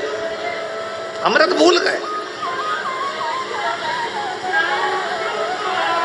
अब अमृत पर उनका ध्यान नहीं है, अब उनका ध्यान गया है उस स्वरूप पर। इतनी सुंदर स्त्री, इतनी सुंदर मोहिनी स्वरूप, इतना सुंदर नारी है, इतना सुंदर नारी है, उस इतनी सुंदर नारी, इतनी सुंदर नारी, उस नारी पर, उस स्वरूप पर ध्यान, उस स्वरूप पर ध्यान। अब अमृत याद नहीं आ रहा, अब अमृत नहीं दिख रहा।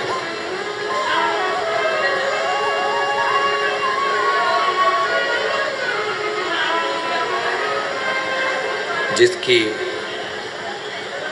बुद्धि, जिसका विवेक, जिसकी दृष्टि गलत हो जाती है, वह अच्छाइयों को छोड़कर बुराइयां छांटने लगता है। एक तरफ सुंदर स्त्री है, दूसरी तरफ अमृत है। असुरों को यह थोड़ी ना मालूम है कि इसमें नारायण है, वो तो स्त्री है ना उनके लिए। एक तरफ सुंदर स्त्री है, एक तरफ अमृत है।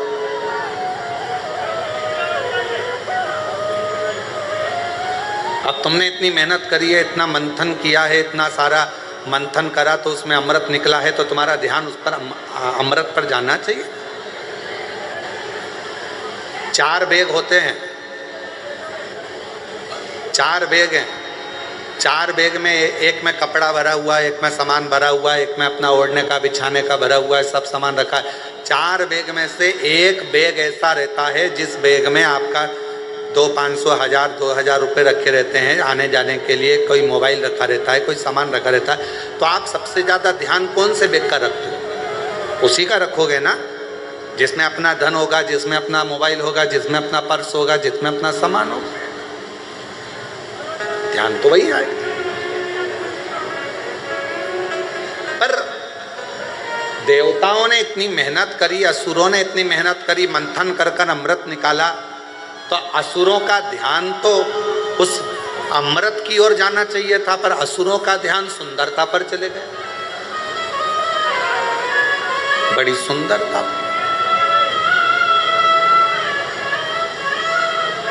उनका ध्यान अमृत पर नहीं गया, स्त्री की सुंदरता पर गया।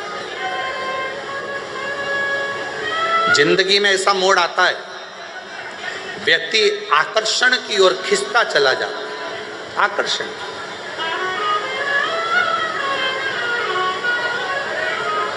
कोई ने बहुत बड़ी जटा बढ़ा ली, कोई ने बहुत चंदन लगा लिया, कोई ने बहुत श्रृंगार कर लिया, तो लगा बहुत पहुंचा हुआ बाबा होगा, बहुत पहुंचा हुआ बाबा जी है, बहुत पहुंचा हुआ संत है, बहुत पहुंचा हुआ सन्यासी। कोई ने फैलारा ज्यादा कर लिया तो बहुत पहुंचा हुआ बाबा होगा, संत होगा। ना ना, इससे पहचान नहीं होती। संत की, सद्गुरु की, साधु की, सन्यासी की, तपस्वी की, साधक की, उपासक की, एक सच्चे भक्त की पहचान केवल एक है, वो अकेला रहे चाहे भीड़ में रहे, उसके चेहरे पर प्रसन्नता बनी ही रहे। एक संत की, एक साधु की, एक सन्यासी की, एक तपस्वी की, एक साधक, एक उपासक, एक विरक्त की, एक सन्यासी, एक संत की, एक भक्त की सबसे बड़ी पहचान है, अकेला होगा तो भी प्रसन्न होगा, भीड़ में होगा तो भी प्रसन्न होगा, परिवार के साथ होगा तो भी प्रसन्न होगा, और परमात्मा के साथ होगा तो भी प्रसन्न होगा। उसकी प्रसन्नता खत्म है, ये उसका आनंद।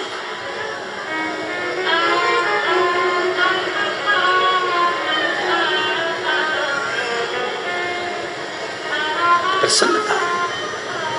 कई लोग ऐसे रहते हैं जो जिंदगी भर उनका चेहरा उतरा ही रहता है, मुख उतरा ही रहता है, और हम उनसे कहते हैं भगवान ने इतनी सुंदर स्माइल आपको दी है, अच्छे अच्छे दांत हैं आपके, थोड़ा हंसा करो, बुढ़ापे में गिर जाएंगे फिर कैसे हंसोगे, थोड़ा मुस्कुराया, थोड़ा मुस्कुरा दिया।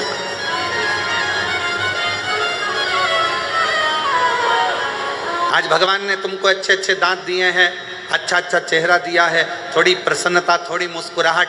कई लोग ऐसे होते हैं धाम पर भी आते हैं, कुबरेश्वर धाम पर, तो भी उनका चेहरा उतरा रहता है। हम कहते हैं अपने बाप के घर आई हो तो थोड़ा खिलखिला लिया करो, अपने दामादों से निवेदन है तुम भी मुस्कुरा लिया करो। अपने पिता के घर आए हो, थोड़ा प्रसन्न चित्त में रहने का प्रयास करो।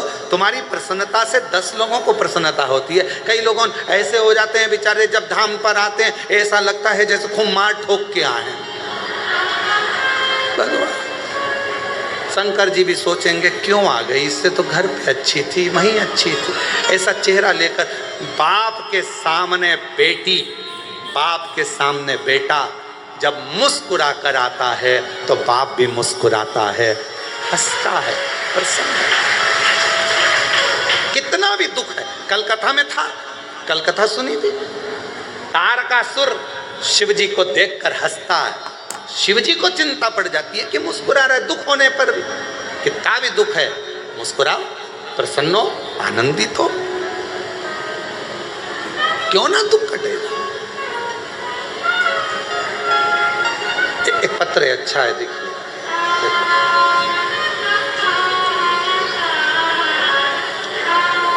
श्रीमती रीना देवी, पति का नाम लवकुश,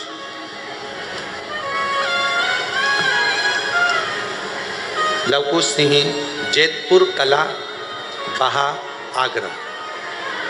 उत्तर प्रदेश से आए हैं, कहीं बैठे हों तो आ सकते हैं। सन 2014 से लगातार कोशिश करने के बाद भी असफलता हाथ लग रही थी। हमारे बड़े बेटे पुत्र ओमकार सिंह सरकारी नौकरी के लिए 2014 से कोशिश कर रहा था। फिर हमारे घर की एक बहन ने बताया शिव महापुराण के बारे में, फिर हमने कथा सुनना प्रारंभ किया, किंतु विश्वास नहीं टिका। फिर वही वाली बात आ गई कि इतनी जल्दी विश्वास नहीं आ सकता। सियोर वाला महाराज पर, कुबरेश्वर धाम पर इतनी जल्दी विश्वास आ जाना कठिन है। जब तक शंकर की कृपा नहीं होगी तब तक विश्वास आ ही नहीं सकता, आएगा ही नहीं। क्या हो सकता है ऐसा? अब 2014 और अभी क्या चल रहा है?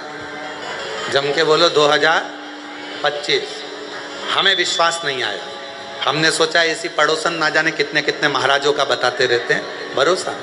तब पड़ोसन ने कहा आप मेरी बात पर भरोसा मत करो, आप टीवी पर कथा सुनो। हमने टीवी पर कथा सुनना प्रारंभ करा और कथा सुनने के लिए टीवी के सामने बैठ जाते।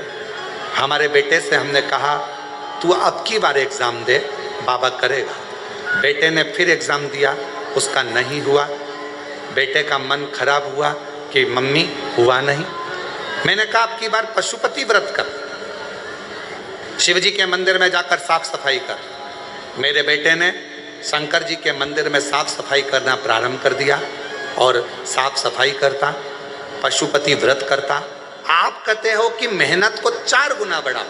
मेरे बेटे ने अपनी मेहनत को 4 गुना बढ़ाया और आज बाबा को धन्यवाद देने के लिए आई हूँ। गुरुजी, बाबा थोड़ा नहीं देता, देता है तो छप्पर फाड़ कर देता। मेरे बाबा से तो एक बेटे की जॉब मांगी थी सरकारी, पर मेरे बाबा ने मेरे दोनों बेटों की सरकारी नौकरी लगा दी। मैं बाबा को प्रणाम करने, मेरे दोनों बेटों की सरकारी नौकरी लगवा दी और दोनों का बीएसएफ में हो गया। मैं बाबा को प्रणाम करने के लिए आया।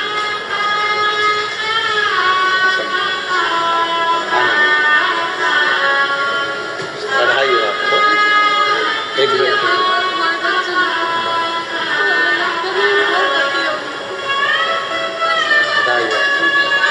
बधाई आपको,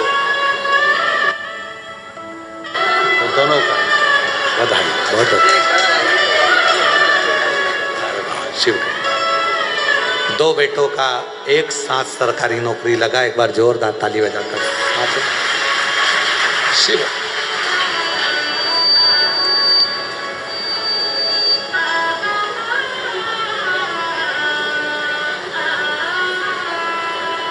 एक पत्र और बड़ा सुंदर है। मैं राजस्थान के जिला सीकर तारापुर की रहने वाली हूँ। मेरा नाम रेणु है, पति का नाम जितेंद्र है। एक लोटे जल का मैं क्या वर्णन करूँ गुरुदेव। मैं पहले शिव को मानती नहीं थी, मैं कभी भी आपकी कथा नहीं सुनती थी। फिर मेरी मासी ने, दिल्ली में रहती हैं, मासी ने बताया कि सियोर वाला महाराज जी कथा सुनाता है, वो कथा तुम जरूर सुना करो। कथा में ही आदि दुख समाप्त हो जाते हैं। मैंने सोचा कथा सुनने से दुख समाप्त हो सकता है क्या? इतने सालों से टीवी चालू करती हूँ, बहुत महाराज आते हैं, पर ऐसा तो कभी नहीं हुआ। फिर आपकी कथा सुनना प्रारंभ करी। आपने कई उपाय बताए, वो मैंने करे। मैं बहुत तकलीफ में थी, बाबा ने मेरा धीरे धीरे हाथ पकड़ा। गुरुजी, विश्वास तो कैसे करती, पर आपकी वाणी से कथा सुनने पर मैंने भरोसा करना प्रारंभ किया। और मेरा बेटा जो कि बोलने में हकलाता था, सारे डॉक्टरों का इलाज करवा लिया था, पर उसका हकलाना बंद नहीं हुआ था। गुरुदेव, मुझे भी कमर में दर्द था तो डॉक्टर ने ऑपरेशन बताया था। तब मैंने बाबा की कृपा से उन कथा सुनते, उपाय करते, बेलपत्र और जल का उपाय करना प्रारंभ करा। आज मेरे बेटे ने धीरे धीरे हकलाना बंद करा और बाबा की कृपा से मेरा ऑपरेशन भी नहीं हुआ और मैं पूर्ण तरह से स्वस्थ हूँ। शिव को नमन करने के लिए आज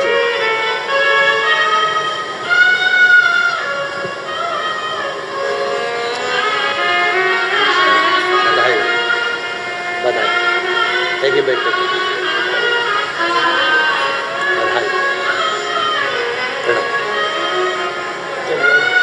शिव तत्व। डॉक्टर ने कमर का ऑपरेशन का बोला था, पर बाबा की कृपा से, शिव की कृपा से ठीक हूं और बच्चे ने भी धीरे धीरे हकलाना बंद कर दिया। शिव तत्व, आपका विश्वास, आपका भरोसा, आपकी दृढ़ता। मंथन में अमृत निकला है और मंथन के समय पर मोहिनी स्वरूप में भगवान भी है। असुर का ध्यान सुंदरता पर चले गया, स्त्री पर चले गया, सुंदरता में उनकी दृष्टि चली गई, पर भगवान क्यों ये नहीं जाने हैं कि भगवान है, उनकी सुंदरता पे दृष्टि चली गई और अमृत छूट गया, अमृत छूट गया। ऐसे कई लोग हैं संसार में जिनसे शिव महापुराण रूपी अमृत छूट रहा। हमारा निवेदन है, जिंदगी में अगर भगवान आपको इस लायक बनाया है, आपके अड़ोस में, पड़ोस में, धड़ोस में कहीं पर भी किसी को भी तकलीफ होती है, आप उसको एक प्रेरणा दिया करो कि शिव महापुराण की कथा सुनो और शिव जी के मंदिर में जाकर एक लोटा जल चढ़ाना प्रारंभ करो, दुख कटना प्रारंभ करो। कुबरेश्वर धाम तो बाद में आना, बाद में, जब मेरा बाबा तुम्हारा हाथ पकड़ ले, जब मेरा बाबा तुमको अच्छा कर दे, जब मेरा बाबा तुमको स्वस्थ कर दे, जब मेरा बाबा आपको अच्छा आनंद सुख प्रदान कर दे, तब कुबरेश्वर धाम आओ, बाद में। पहले तो बाबा के जहाँ हो, अपने घर में रहकर, दुकान पर रहकर, ऑफिस में रहकर कथा को सुनना प्रारंभ सुनो और अपने चेहरे पर अपने आनंद के साथ प्रसन्नता रखो, देने वाला खुश रहो। रोकर जिंदगी नहीं, प्रसन्नता में जिंदगी को निकालने का प्रयास करो। दुख किसकी जिंदगी में नहीं आता, तकलीफ किसकी जिंदगी में नहीं आती। भगवान राम के जीवन में भी दुख आया, भगवान कृष्ण के जीवन में भी दुख आया, तकलीफ किसको नहीं आती, सबको। इसलिए किसी के दुख को देखकर कभी खुश मत हो, कभी नहीं। जरा सा किसी के ऊपर तकलीफ आई और सब लोग मिलकर चर्चा करने लगे, अच्छा हुआ, अच्छा हुआ, बहुत बढ़िया हुआ, ऐसा तो होना ही था, इसने तो ऐसा करा, अच्छा हुआ। ना ना, किसी को बीमारी आई कभी मत, क्योंकि दूसरे को बीमारी आती है ना तो दुनिया के लोग सोचते हैं कर्म का दंड भोग रहा है, और खुद को बीमारी आई, फिर खुद को तकलीफ आई, फिर खुद को कष्ट आया, फिर। इसलिए कभी किसी की जिंदगी में अगर तकलीफ है तो भगवान से प्रार्थना करना, बाबा इसके जीवन में दुख आया है, भले मेरा बेरी है, कष्ट है, मेरे से लड़ता है, पर बाबा दुख समाप्त करना। जब हम सर्वे भवन्तु सुखिनः की कामना करेंगे ना, तो सबसे पहले भगवान सुख हमको देगा, सबसे पहले सुख हमें मिलेगा।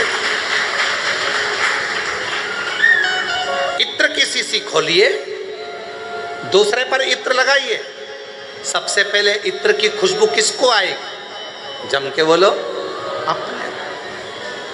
हमारा हाथ सुगंधित होगा क्योंकि हमने इत्र की शीशी खोली है, पहले सुगंध हमको आएगी, सामने वाले को बाद में, क्योंकि इत्र की शीशी हमने खोली है। हम जब दूसरे के लिए अच्छा बोलना प्रारंभ करेंगे तो सबसे पहले परमात्मा हमारा अच्छा करना प्रारंभ कर देगा। अच्छा क्यों दुख? असुरों ने, राक्षसों ने सबसे पहले दृष्टि मोहिनी स्वरूप पर, भगवान के सुंदर स्वरूप पर, एक स्त्री पर, स्वरूप पर, एक स्त्री की सुंदरता पर, एक स्त्री की सुंदरता पर उनकी दृष्टि चली, स्त्री की सुंदरता। और अमृत पर उनकी दृष्टि नहीं थी, अमृत पर नहीं। मेहनत किसके लिए करी थी? स्त्री के लिए कि अमृत के लिए? असुर और देवताओं ने मंथन किसके लिए करा था? अमृत के लिए। पर दुनिया की चमक के आगे, स्त्री की सुंदरता के, ये चल नहीं रहे हैं क्या? स्त्री की सुंदरता के आगे, चमक के आगे वो सुंदरता के आगे, चमक के आगे वो अमृत छूट गया, वो अमृत छूट गया। फिर वो अमृत अमृत नहीं। महाराज आप और हम भी बस ऐसे ही हैं, थोड़ी सी चमक देखते हैं, उधर आकर्षित हो जाते हैं, भगवान का नाम छूट जाता है, भगवान का भजन छूट जाता है, भगवान का मंत्र जाप छूट जाता है, भगवान का नाम जाप छूट जाता है। थोड़ी सी चमक देखी और हमारा ध्यान उधर चले गया।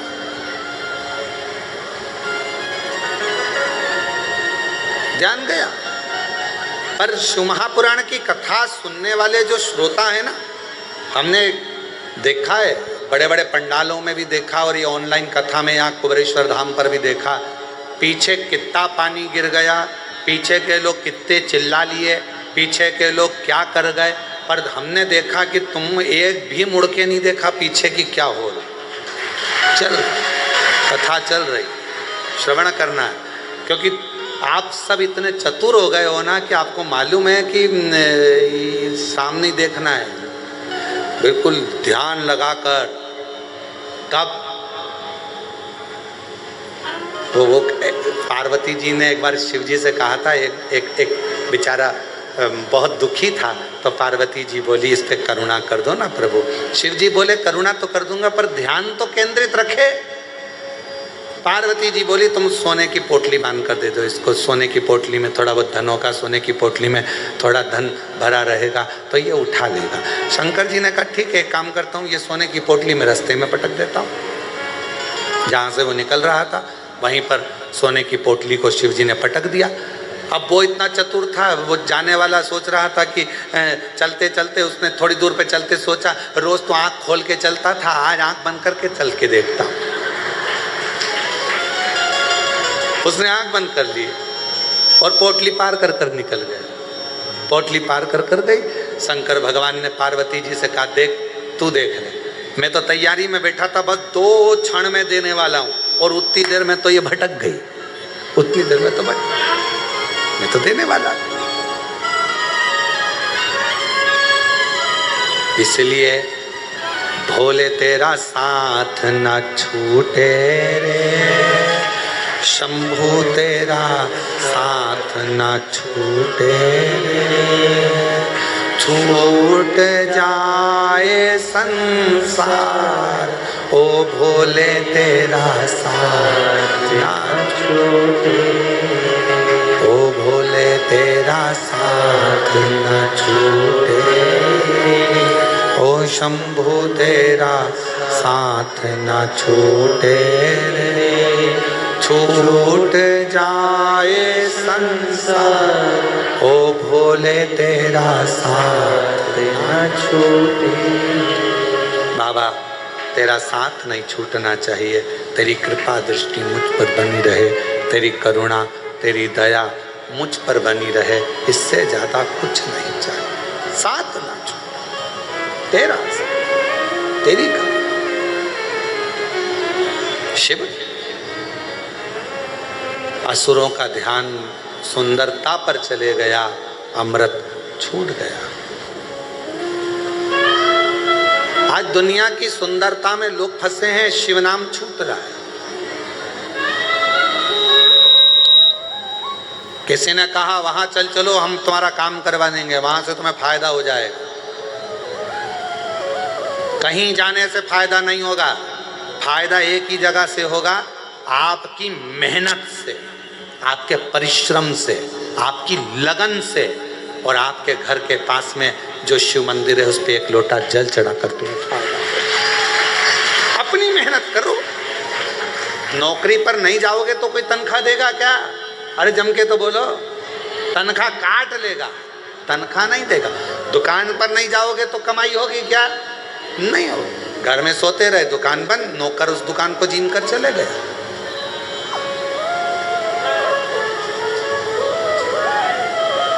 तुम सोचो कि आटा नहीं उसनूंगी आज मैं, रोटी कोई लाकर दे देगा?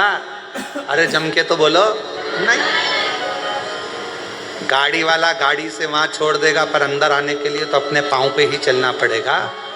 भगवान कहते हैं जैसे अपने दो पाँव पर तुझे भरोसा है कि मुझे रोड पर बस उतार देगी, चलकर मुझे मंदिर के अंदर जाना है, अपने पाँव पर मुझे भरोसा है, उसी तरह दो चीज़ें भगवान कहते हैं जैसे दो पाँव पर भरोसा करती है, उसी तरह एक मुझ पर और एक अपने आप पर भरोसा करना तो मंजिल तक पहुंच जाए। एक अपने आप पर और एक शंकर पर भरोसा करिए, अपनी मंजिल तक पहुंच सकते हैं।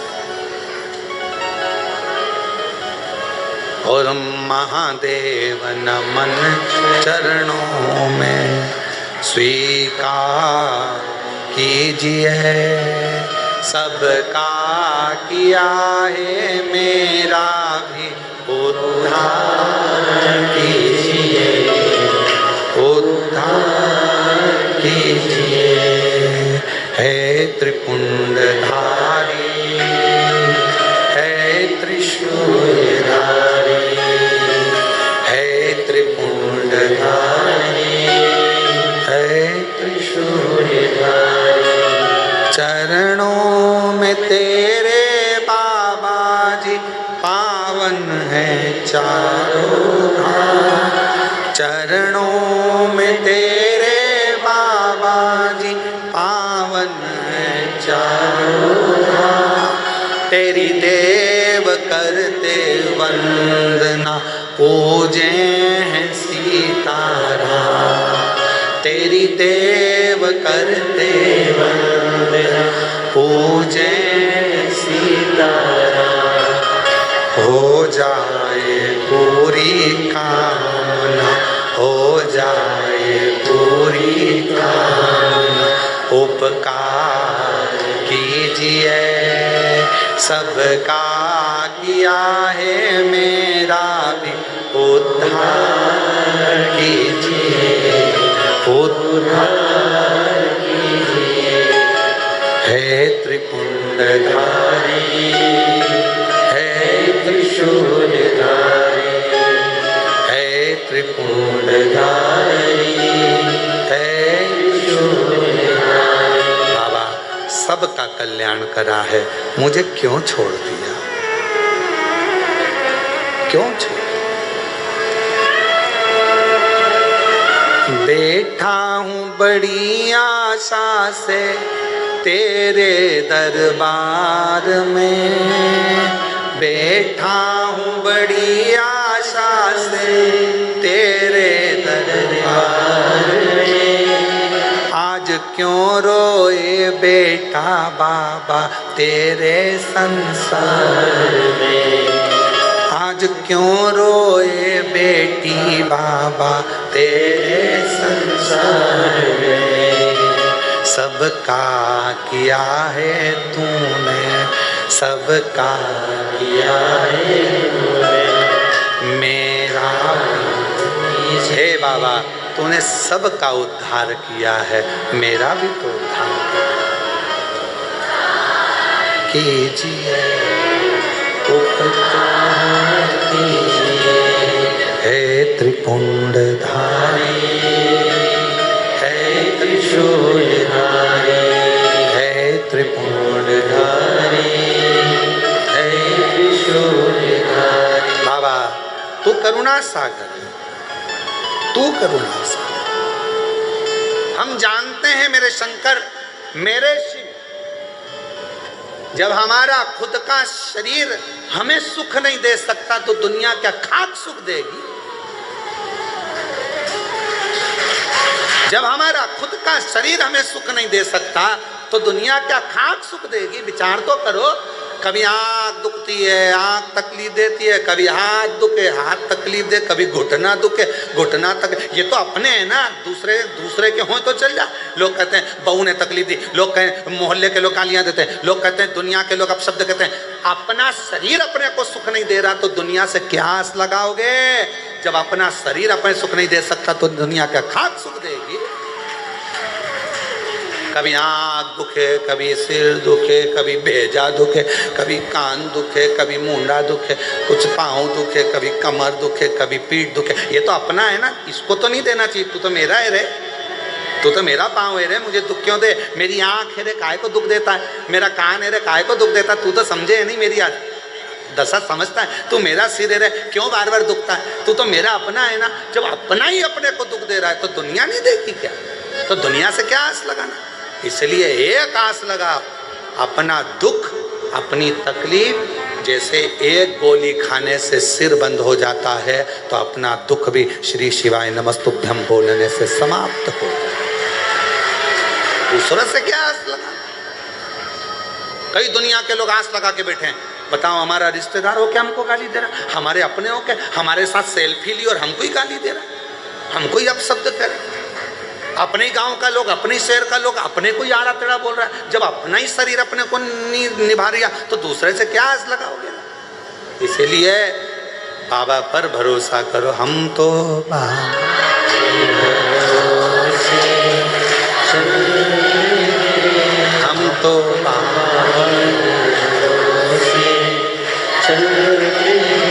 ये दुनिया वाले चलते, ये दुनिया वाले चलते, हम तो बाबा के भरोसे चलते, डमरू वाले के भरोसे चलते, सीहोर वाले के भरोसे चलते, काशी वाले के भरोसे चलते, उज्जैन वाले के भरोसे चलते, डमरू वाले के भरोसे चलते।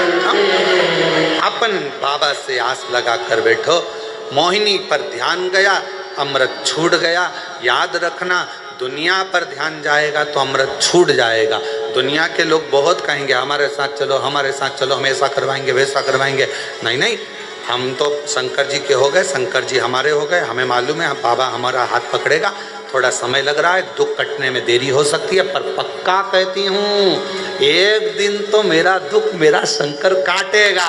ये मेरा भरोसा है, ये मेरा विश्वास। फिर कोई कहे हमारे साथ वहाँ चल चलो, वहाँ पर ऐसा होता है, वहाँ नहीं, मैं नहीं जाऊँगी। मैं काहे को जाऊँ? मैं काहे को जाऊँ?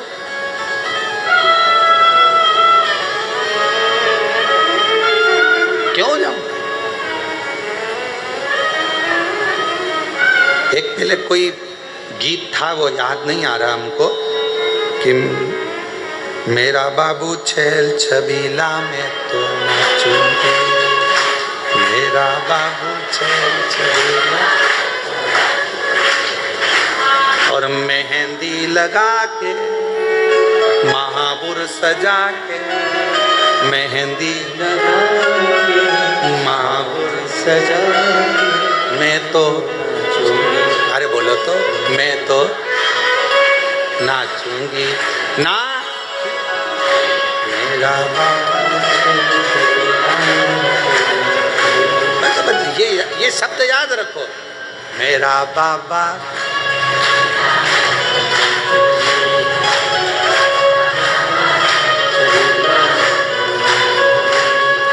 मेहंदी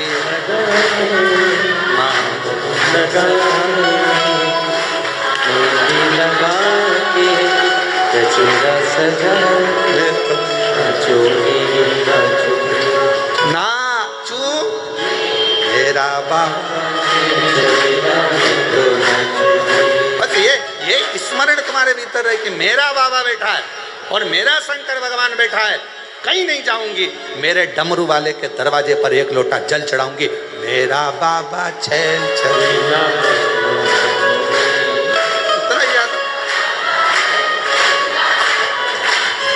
झोली भरेगा संकट हरेगा, झोली भरेगा संकट हरेगा, फिर से आऊंगी दर पे आऊंगी, आऊंगी, मेरा बाबा छैल छबीला में तो नाचूंगी, मेरा बाबा छैल छबीला में तो नाचूंगी, नाचूंगी, मेरा मेरा बाबा छेल छबीला को ना छोड़ी मेरा बाबा छेल छबीला मैं